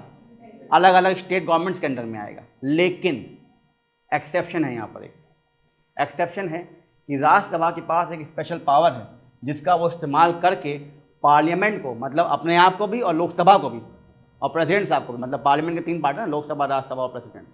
तो राज्यसभा के पास स्पेशल पावर है जिसका वो इस्तेमाल करके संसद को, पार्लियामेंट को, लोकसभा, राज्यसभा और प्रेसिडेंट को इनेबल कर सकती है, ताकत दे सकती है कि पार्लियामेंट लेजिस्लेट कर सके। लेजिस्लेट करना मतलब नियम कानून बनाना।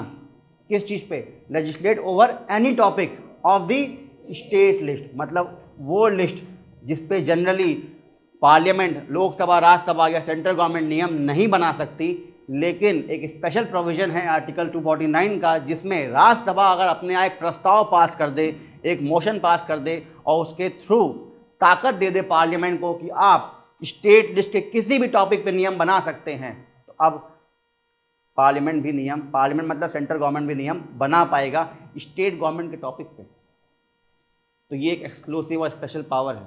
लेकिन इस पावर को यूज़ करने के लिए राज्यसभा को जो अपने आप प्रस्ताव, रेजोल्यूशन पास करना पड़ता है, उसके लिए क्या चाहिए होता है? Special majority.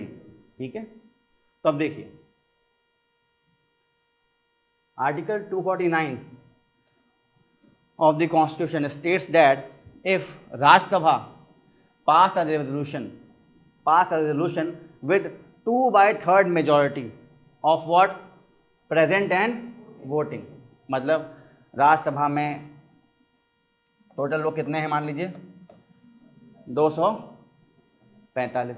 ठीक है, तो मान लीजिए अगर जिस दिन ये काम होना था उस दिन सिर्फ 150 लोग आए थे, 150, बाकी लोग वही है, छुट्टी मना रहे हैं, मूवी भी बना रहे हैं, इधर उधर घूम रहे हैं, और ये 150 लोगों ने कह दिया कि हम वोट भी करेंगे। मान लो कोई बाहर नहीं जा रहा, कह रहा हम वोट करेंगे, तो इस दिन इनका 2/3 कितना हो जाएगा बेटा? हाँ, 100 और से एक ज़्यादा कितना हो जाएगा? 101, यही हो जाएगा ना? अरे काटो यार, सीसाइड पढ़ रहे हो ना आजकल। तो ये 101 क्या हो गया? स्पेशल मेजॉरिटी हो गई, 2/3 ऑफ प्रेजेंट एंड वोटिंग। तो अगर कम से कम 101 लोग उस दिन राज्यसभा में खड़े होकर बोल दें कि हाँ ये काम भले स्टेट लिस्ट का है लेकिन पार्लियामेंट को करना चाहिए, नियम बनाना चाहिए इसके ऊपर, मोदी सरकार को नियम बनाना चाहिए इसके ऊपर, तो अब मोदी सरकार, central government, parliament bill initiate करेगी, बिल लेकर आएगी और उस स्टेट लिस्ट के टॉपिक पे नियम बना देगी।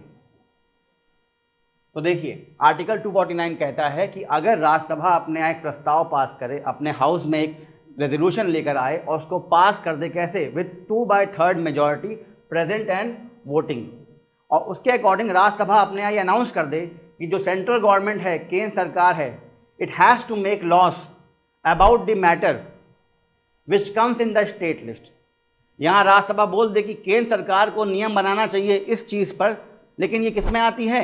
स्टेट लिस्ट में। लेकिन इस समय it is the need of the hour, ये समय की मांग है कि देश हित के लिए, राष्ट्र हित के लिए, नेशनल इंटरेस्ट के लिए, या देश की सिक्योरिटी को देखते हुए, या इस समय की सिचुएशन को देखते हुए सेंट्रल गवर्नमेंट को ही नियम बनाना चाहिए इस टॉपिक पे। अगर ऐसा बोलकर राज्यसभा अपने यहाँ इसको पास कर दे, कैसे? 2/3 प्रेजेंट एंड वोटिंग से, तो अब सेंट्रल गवर्नमेंट के पास पावर आ जाएगी, पार्लियामेंट के पास पावर आ जाएगी कि वो स्टेट लिस्ट के टॉपिक पे नियम बनाए। जनरली स्टेट लिस्ट पे कौन बनाता है? विधानसभा बनाती है नियम, लेकिन अब कौन बना देगा? पार्लियामेंट बना देगी। ठीक है। और राज्यसभा ये भी कह सकता है कि चाहे वो किसी एक राज्य का नियम बनाए या पूरे देश के लिए बनाए।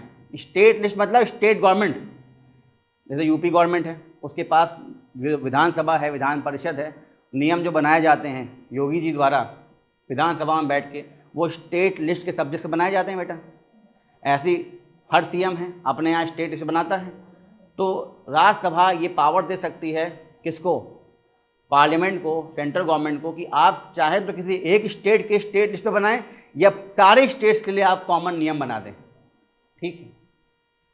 तो it gives the special power to the central government to form laws. अब ऐसे केस में अगर सेंट्रल गवर्नमेंट के पास पावर आ जाती है और वो नियम बनाता है, तो ये नियम कब तक मान्य रहेगा, कब तक वैलिड रहेगा? तो its maximum time period is 1 year. ठीक है ना। जैसे मान लीजिए police is a state list, state subject है, स्टेट लिस्ट में आता है। लेकिन अगर राज्यसभा एक नियम बना दे कि इस समय युद्ध जैसी परिस्थितियां आ रही हैं, एक गृह युद्ध छिड़ सकता है, तो देश की पुलिस के लिए नियम, जो राज्यों में पुलिस है उसके लिए सेंट्रल गवर्नमेंट नियम बनाए, ना कि अलग अलग राज्य सरकार नियम बनाए। ये बात बोल के राज्यसभा अपने यहाँ एक प्रस्ताव पास कर दे और 2/3 मेजॉरिटी प्रेजेंट एंड वोटिंग से पास कर दे, तो अब सेंट्रल गवर्नमेंट के पास शक्ति आ जाएगी कि सेंट्रल गवर्नमेंट पुलिस के लिए नियम बनाए। जबकि पुलिस के लिए नियम कौन बनाएगा? स्टेट गवर्नमेंट बनाती है, लेकिन अब कौन बनाएगा? Central government. लेकिन ये जो नियम बनाया है, ये नियम कब तक लगा रहेगा? हाँ, ये 1 ईयर तक लगा रहेगा। लेकिन अगर 1 ईयर खत्म होने से पहले फिर से राज्यसभा एक बार ऐसा ही एक प्रस्ताव पेश कर दे कि अभी भी हालात गंभीर हैं और सेंट्रल गवर्नमेंट का ही नियम बने रहना चाहिए, तो फिर से अगर पास कर दिया गया तो ये एक्सटेंड हो जाएगा फिर से 1 साल के लिए। ऐसे ऐसे एक साल करके ये नियम आगे बढ़ता रहेगा, जो कि सेंट्रल गवर्नमेंट बनाया है। और तब तक के लिए जो स्टेट गवर्नमेंट ने नियम बनाए थे अपनी पुलिस के लिए, वो नियम सस्पेंडेड रहेंगे। उनके ऊपर किसका नियम चल रहा होगा? सेंट्रल गवर्नमेंट का। लेकिन मान लीजिए 1 साल पूरा हो गया और राज्यसभा ने दोबारा से प्रस्ताव नहीं लेकर आया, तो अभी भी सेंट्रल गवर्नमेंट का नियम तुरंत खत्म नहीं होगा, कम से कम 6 महीने और रहेगा। It will remain in force for 6 months after the resolution ceases to exist. मतलब अगर 1 साल पूरा हो गया और फिर से राज्यसभा ने कोई प्रस्ताव दोबारा पेश नहीं किया कि नहीं ये नियम लगे रहना चाहिए, तो 6 महीना और नियम सेंटर का लगा रहेगा, उसके बाद ये नियम हट जाएगा और स्टेट गवर्नमेंट का जो नियम था वो दोबारा एक्टिवेट हो जाएगा। समझ पाए? मतलब एट मैक्स 1.5 साल तक रह सकता है। समझे? अंदर की बातें हैं बहुत, तभी नाम है स्पेशल सेशन क्लास का। एग्जाम्पल समझे? मान लीजिए राज्यसभा में कितने लोग हैं? 245। सिर्फ राज्यसभा की ही बात करेंगे क्योंकि पावर सिर्फ राज्यसभा के पास है, लोकसभा के पास नहीं है। स्पेशल पावर है राज्यसभा की। ठीक है। अगर उस दिन सिर्फ 150 लोग प्रेजेंट थे और वोट भी कर रहे थे, तो उस समय जो स्पेशल मेजॉरिटी रिक्वायर्ड होगी इसको पास करने के लिए वो कितनी हो जाएगी? 101। जो कि 2/3 ऑफ क्या निकालेंगे आप? 150, जो कि आएगा 100। उसमें एक ऐड कर देंगे, कितना हो जाएगा? 101। तो यहाँ भी आर्टिकल 249 को पास कराने के लिए आपको लगा 2/3 of present and voting, 2/3 of present and voting, और उससे एक ज़्यादा +1 कर देंगे। ठीक, समझ में आया? तो ये था पहला वाला, ये आपने कर लिया। अब दूसरा देखिए, पहला आपका हो गया, दूसरा क्या है? आर्टिकल 368। मतलब अब आप संविधान में संशोधन करना चाहते हैं, कॉन्स्टिट्यूशन को अमेंड करना चाहते हैं।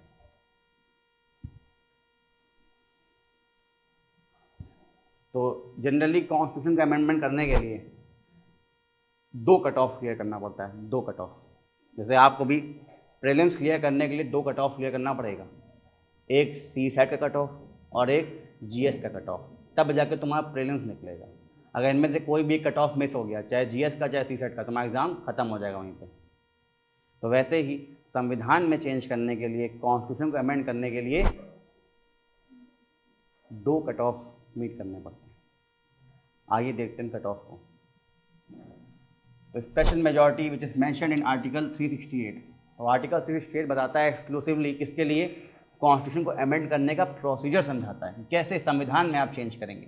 तो संविधान में चेंज करने के लिए 2 प्रकार की मेजॉरिटीज़ चाहिए होती हैं। पहला, it refers to a majority of 2/3 members present and voting, मतलब ये वाला याद आया, और इसका +1 इससे ज़्यादा, and supported by over 50% of total strength of the house.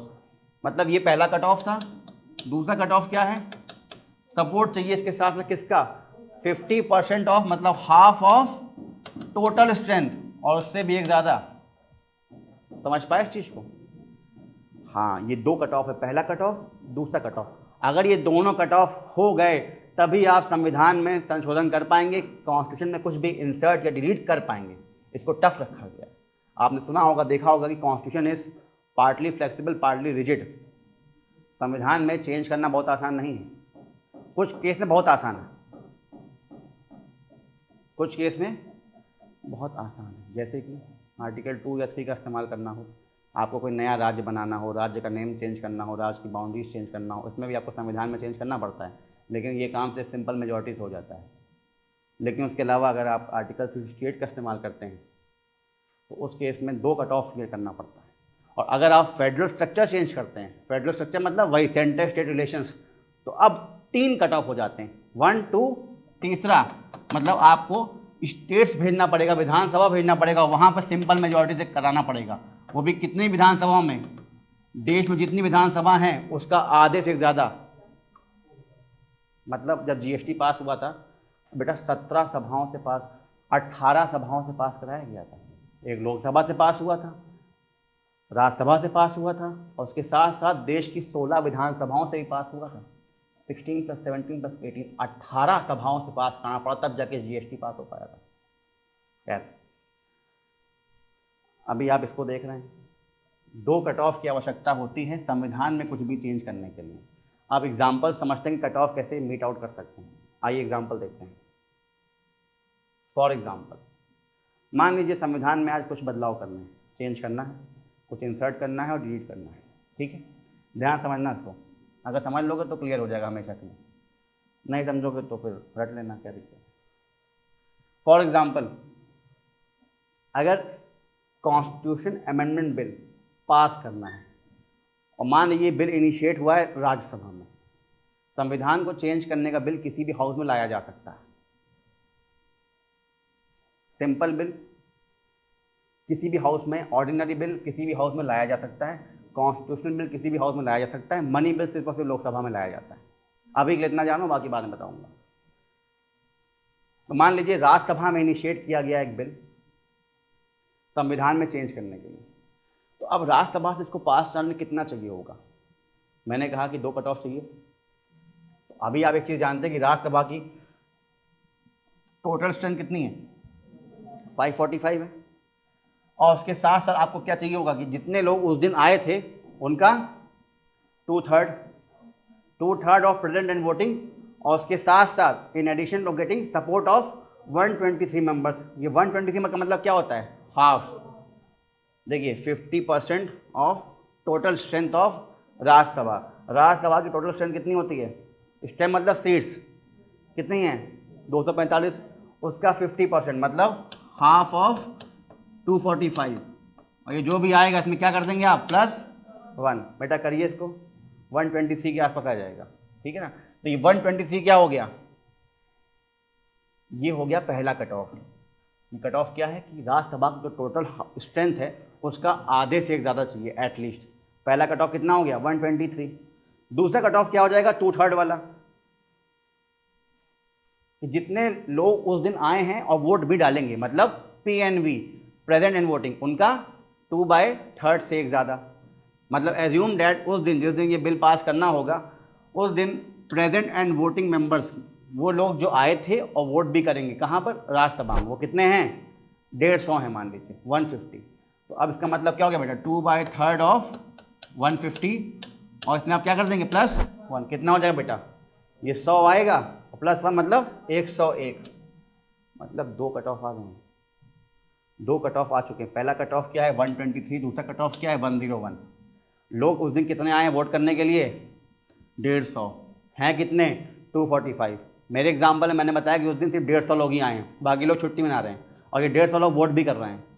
तो जिस दिन राज्यसभा से एक कॉन्स्टिट्यूशनल अमेंडमेंट बिल पास कराना था, उस दिन से 150 लोग उपस्थित थे, आए थे और वोट भी डालने को तैयार थे। तो उस दिन हमने जब कट ऑफ निकाले दोनों, तो एक कट ऑफ जो हमेशा फिक्स रहेगा, ये तो फिक्स रहेगा चाहे लोग जितने भी आए, वो कितना है? 123। और उस दिन जितने लोग आए तो कितने थे? 150 थे। तो उसका 2/3 जब आपने निकाला और उसमें ऐड कर दिया तो कितना आया? 101। तो अब एक बात बताओ, 150 लोग आए हैं, कट ऑफ एक ये है, एक ये है। मान लीजिए 150 में से 120 लोगों ने कहा कि ये चेंज संविधान में कर दिया जाए, अब बताओ होगा कि नहीं होगा? पहले चेक करो कट ऑफ।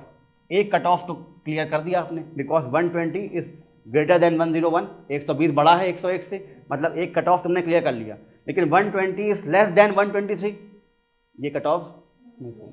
मान लो तुमने GS से कट ऑफ क्लियर कर लिया, पर तुम्हारा CSET का कट ऑफ रुक गया, तो एग्ज़ाम होगा क्लियर प्रीलिम्स का? नहीं होगा।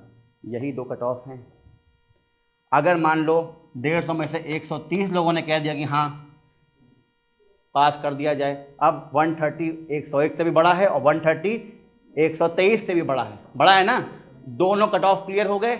अब ये कॉन्स्टिट्यूशन अमेंडमेंट बिल राज्यसभा से पास हो चुका है, अभी कहाँ जाएगा? लोकसभा जाएगा। और यही प्रोसेस लोकसभा में भी होगा कि लोकसभा का जो टोटल स्ट्रेंथ है उसका कितना है? 545 है, उसका आधे से एक ज़्यादा, प्लस जितने लोग उस दिन आए थे, दूसरा कट ऑफ उसका 2/3 से एक ज़्यादा। अगर दोनों कट ऑफ क्लियर हो गया तो अब वो बिल लोकसभा से भी पास हो जाएगा। अब जाएगा कहाँ पर वो बिल? प्रेसिडेंट के पास। और अगर ये बिल फेडरल वाला हुआ, सेंटर स्टेट रिलेशन को चेंज करने वाला हो, तो प्रेसिडेंट के पास नहीं जाएगा, विधानसभाओं में जाएगा। वहाँ कैसे पास होगा? सिंपल मेजॉरिटी से। सिंपल मतलब जितने भी लोग उस दिन आए थे प्रेजेंट एंड वोटिंग, उनका आधे से एक ज़्यादा। ठीक है ना? समझ पा रहे हो? तो बेटा कॉन्स्टिट्यूशन अमेंडमेंट बिल इस तरह से पास होता है। ठीक है, ये वाला जो है स्पेशल मेजॉरिटी, 2 कट ऑफ वाली स्पेशल मेजॉरिटी, जिसमें आपका एक कट ऑफ होता है हाफ ऑफ टोटल स्ट्रेंथ और दूसरा क्या होता है? 2/3। ये कट ऑफ वाली मेजॉरिटी कहाँ कहाँ यूज़ होती है ये जरूर जानिए। हाँ बेटा पूछो। हाँ मैंने सिंपल कहाँ सिंपल नहीं चाहिए। सिंपल चाहिए तब जब आप विधानसभाओं में भेजेंगे। 50% ऑफ टोटल स्ट्रेंथ सिंपल नहीं होता बेटा, वो 50% ऑफ प्रेजेंट एंड वोटिंग होता है सिंपल। सिंपल का मतलब देखिए क्या होता है। देखो यहाँ पे एक वर्ड ध्यान से देखो, क्या लिखा है यहाँ पे? 50% of total strength of the house. और सिंपल मेजॉरिटी में क्या करते हैं? 50% of present and voting. Total से मतलब जो हाउस की कुल संख्या है बेटा, मतलब कितनी सीट्स वहाँ पर हैं। तो अगर हम राज्यसभा की बात करेंगे तो टोटल स्ट्रेंथ कितना हो गया बेटा? 245। इसका आधे से एक ज़्यादा जब आप लेंगे तो वो क्या आ जाएगा? पहला कट ऑफ आ जाएगा। सिंपल मेजॉरिटी ऐसे नहीं निकालते।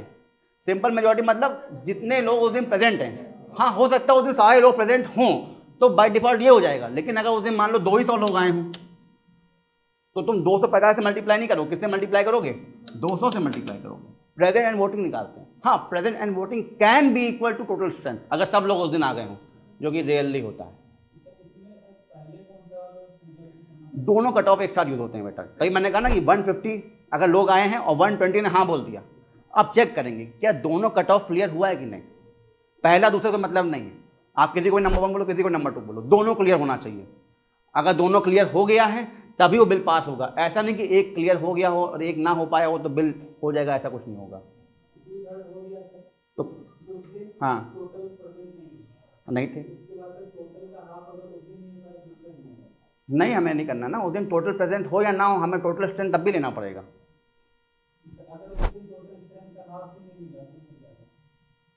नहीं मिला ना तो बिल पास नहीं हुआ, खत्म, बिल वहीं लैप्स कर जाएगा, कट ऑफ क्लियर नहीं हुआ आपका, कट ऑफ क्लियर नहीं। ये नहीं कि दोबारा पेश करेंगे आप कि चलो वो तो फिर तो कभी ना कहीं पास है तो हो ही जाएगा।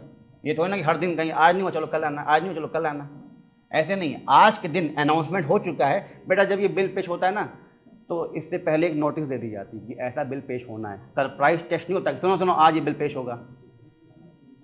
7 डेज की नोटिस होती है, अलग अलग notice, 7 days notice, 15 days notice, 1 month notice, अलग अलग बिल्स के लिए अलग अलग नोटिस होती है, सबको पता होता है। और इनफैक्ट एक चीज़ का इस्तेमाल भी करते हैं, विप, इसका नाम सुने हो? यहाँ पे पार्टी अपने मेंबर्स कहती है सुनो, चाहे पेट खराब हो, चाहे आंतें खराब हो जाएं, चाहे टाइफॉइड हो, तुमको आके यहाँ बैठना है और बिल को पास कराने के ऐसे हाँ उठाना है, नहीं करो डिस्क्वालीफाई कर देंगे। डरा डरा के बुलाया जाता है, लेकिन फिर भी अगर कुछ लोग नहीं आते हैं तो हम लोग कहते हैं कि नहीं आए, और अपोजिशन तो पक्का उठती है, बाहर निकल लेती है, उनको पता है हम पास कराएंगे नहीं, चाहे सेंटर कोई सा भी बिल लेकर आ जाए, सरकार कोई भी बिल लेकर आ जाए। लेकिन जो रूलिंग पार्टी है वो anyway by hook by crook चाहती है कि उसके सब लोग आएँ और हाथ उठाएं हाँ में। ऐसे ही अपोजिशन चाहती है कि उनके सब लोग आएँ और ना के लिए हाथ उठा दें कि नहीं होना चाहिए पास। समझ रहे हो इस चीज़ को? विप का इस्तेमाल करते हैं। विप मतलब एक फोर्सफुल ऑर्डर दिया जाता है कि आपको एक काम करना होगा, और अगर विप का आप बात नहीं मानते हैं तो this amounts to trigger anti defection law. क्योंकि अगर मैंने बोला था कि अगर आप नहीं आपको आना है और अगर आप नहीं आए हैं तो मैं ये मान लूँगा कि आप पीछे से दूसरी पार्टी को समर्थन दे रहे हैं। आप कहने को तो मेरे हैं लेकिन आप उसके अकॉर्डिंग काम कर रहे हैं, क्योंकि अगर आप नहीं आए हैं तो उससे मेरा सपोर्ट कम हुआ है और अपोजिशन का सपोर्ट बढ़ गया है, तो मैं ये मान लूँगा कि आपने मेरे साथ डिसलॉयल्टी करी है। अब मैं स्पीकर से कह के, मैं मतलब पार्टी लीडर, स्पीकर से कह के या चेयरमैन से कह के आपको आपके पद से डिस्क्वालीफाई करवा दूंगा on the grounds of anti defection law 10 schedule. ठीक है, समझ पा रहे हो बेटा?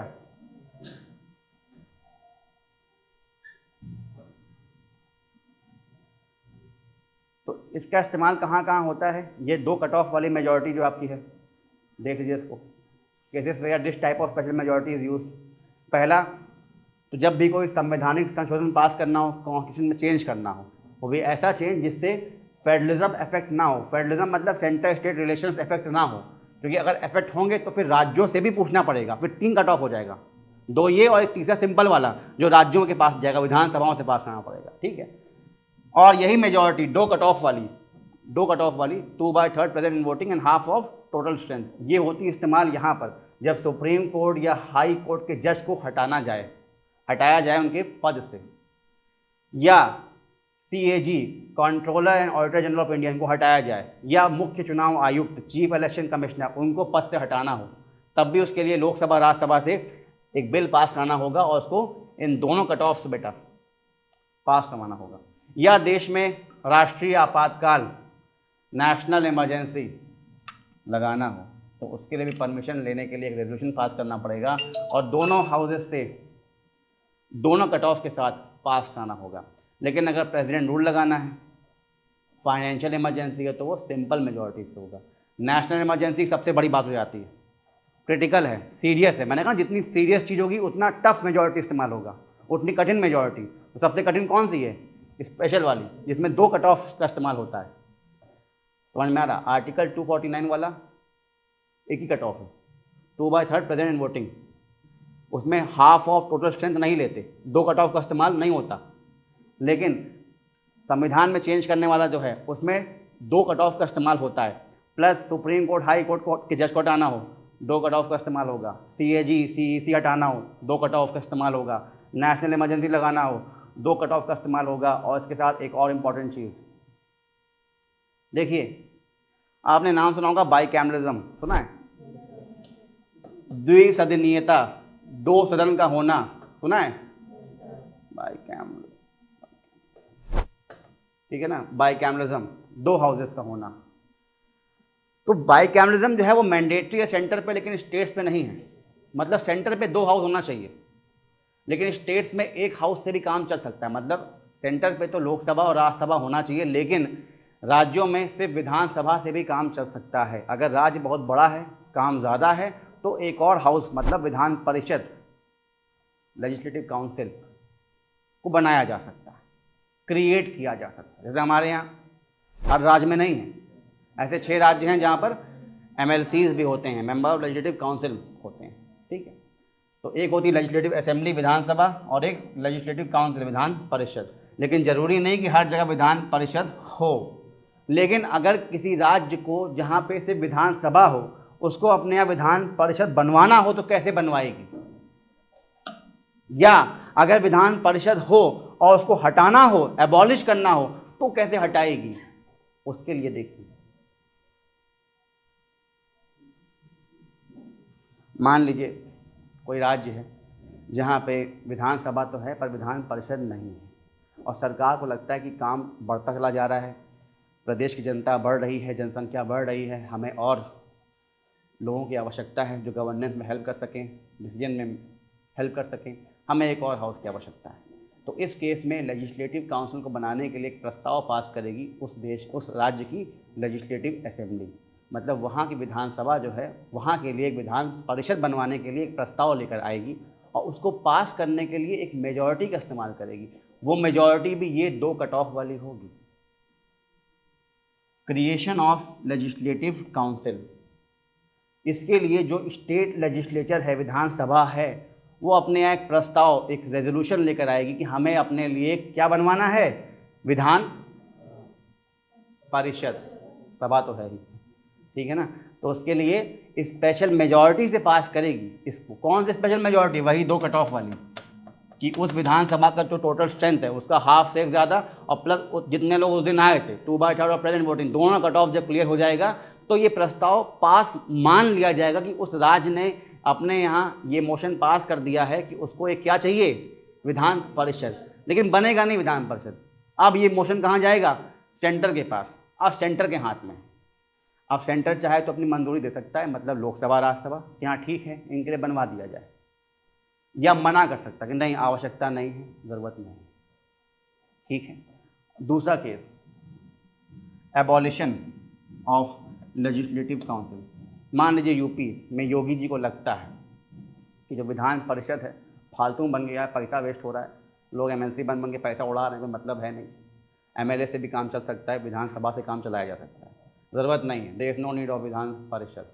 तो उस केस में विधानसभा में एक प्रस्ताव लेकर आएंगे योगी जी कि हमें हटाना है अपने यहाँ से क्या, Vidhan Parishad, legislative council, abolish करना है। और अगर उसको हटाने के लिए उन्होंने प्रस्ताव को पास करवा दिया, कैसे? 2 कट ऑफ से, वही 2/3 ऑफ प्रेजेंट एंड वोटिंग, जितने लोग उस दिन विधानसभा में आए थे, प्लस जो यूपी विधानसभा की टोटल स्ट्रेंथ है उसका आधे से 1 ज़्यादा। अगर दोनों कट ऑफ क्लियर हो गया तो ये बात मान ली जाएगी कि यूपी विधानसभा ने इस प्रस्ताव को अपने यहाँ विशेष बहुमत से पास करवा दिया है, स्पेशल मेजॉरिटी से पास करवा दिया है। क्या करने के लिए? विधान परिषद को एबॉलिश करने के लिए, उसका उन्मूलन करने के लिए, उसको हटाने के लिए। लेकिन अभी भी हटेगा नहीं। अब ये बात कहाँ जाएगी? सेंटर के पास, पार्लियामेंट में जाएगी। अगर पार्लियामेंट अप्रूवल दे दे तो विधान परिषद हटा दिया जाएगा। समझ पाए? तो बेटा ये वो चुन चुन के मैंने केसेस तुम्हारे सामने रख दिए हैं जहाँ पर ये 2 कट ऑफ वाली स्पेशल मेजॉरिटी का इस्तेमाल होता है, एक तो संविधान में चेंज करने के लिए और बाकी इन केस में। तीसरा वाला जो था ऑप्शन, उसमें क्या था कि यही यहाँ पर आप 2 कट ऑफ का इस्तेमाल कर रहे हैं संविधान में चेंज करने के लिए, पर वो चेंज ऐसा है जहाँ पे आप सेंटर स्टेट रिलेशंस की पावर्स को चेंज कर रहे हैं। तो अब आपको राज्यों से भी पूछना पड़ेगा। तो इस केस में क्या है, एक ऐसा कॉन्स्टिट्यूशनल अमेंडमेंट किया जा रहा है जिसमें फेडरल स्ट्रक्चर चेंज किया जा रहा है। जब भी ये वर्ड संघवाद तुम्हारे सामने आए, फेडरल स्ट्रक्चर, दिमाग में एक घंटी बजाना क्या कि एक सेंटर है और कई स्टेट्स हैं और उनके बीच आपस में कुछ रिश्ते हैं, पावर्स का डिस्ट्रीब्यूशन है, सेंटर स्टेट रिलेशंस हैं, और उन रिलेशन को चेंज करने की कोशिश की जाए। सेंटर कुछ पावर्स को अपने पास लेना चाहे, राज्यों से कुछ पावर्स को छीनना चाहे, कम ज़्यादा करना चाहे, इसका मतलब फेडरल स्ट्रक्चर को, संघवाद को बदलना चाहता है सेंटर।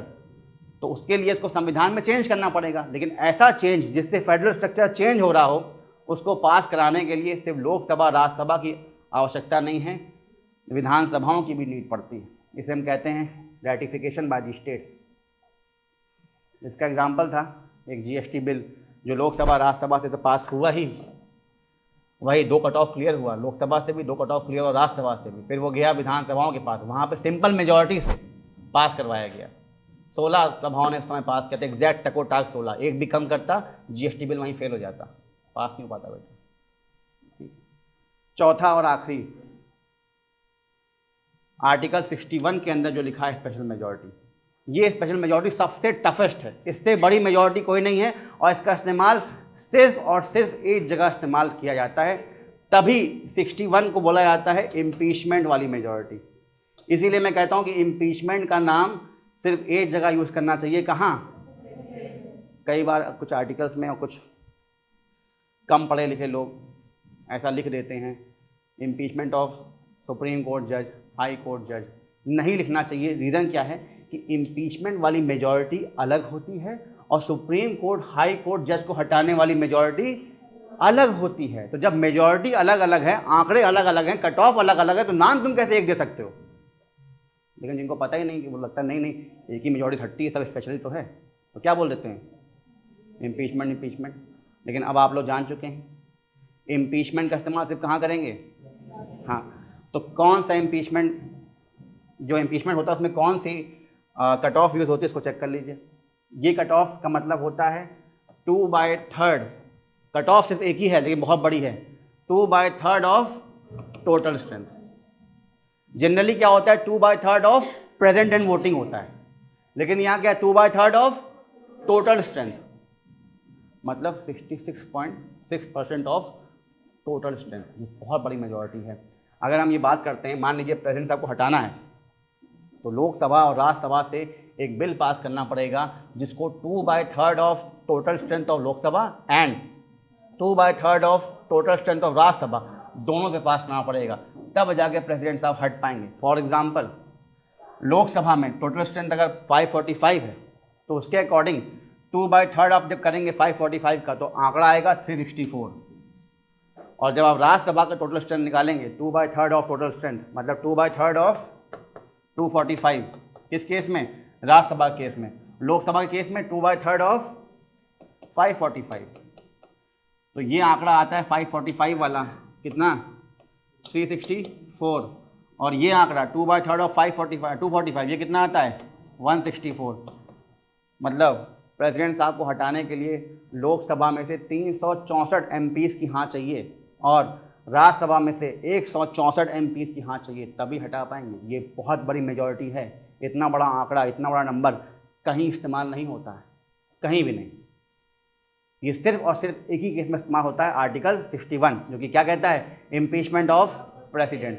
और प्रेसिडेंट को हटाने का एक ही रीज़न है, अगर प्रेसिडेंट ने कोई ऐसा काम कर दिया हो जिससे संविधान का उल्लंघन हुआ हो, वायलेशन ऑफ कॉन्स्टिट्यूशन अगर प्रेसिडेंट ने किया है तभी प्रेसिडेंट को हटाया जा सकता है, वरना नहीं। आज तक कभी भी किसी भी भारतीय राष्ट्रपति का महाभियोग नहीं हुआ है, इम्पीचमेंट नहीं हुआ है, इनिशिएट तक नहीं हुआ है।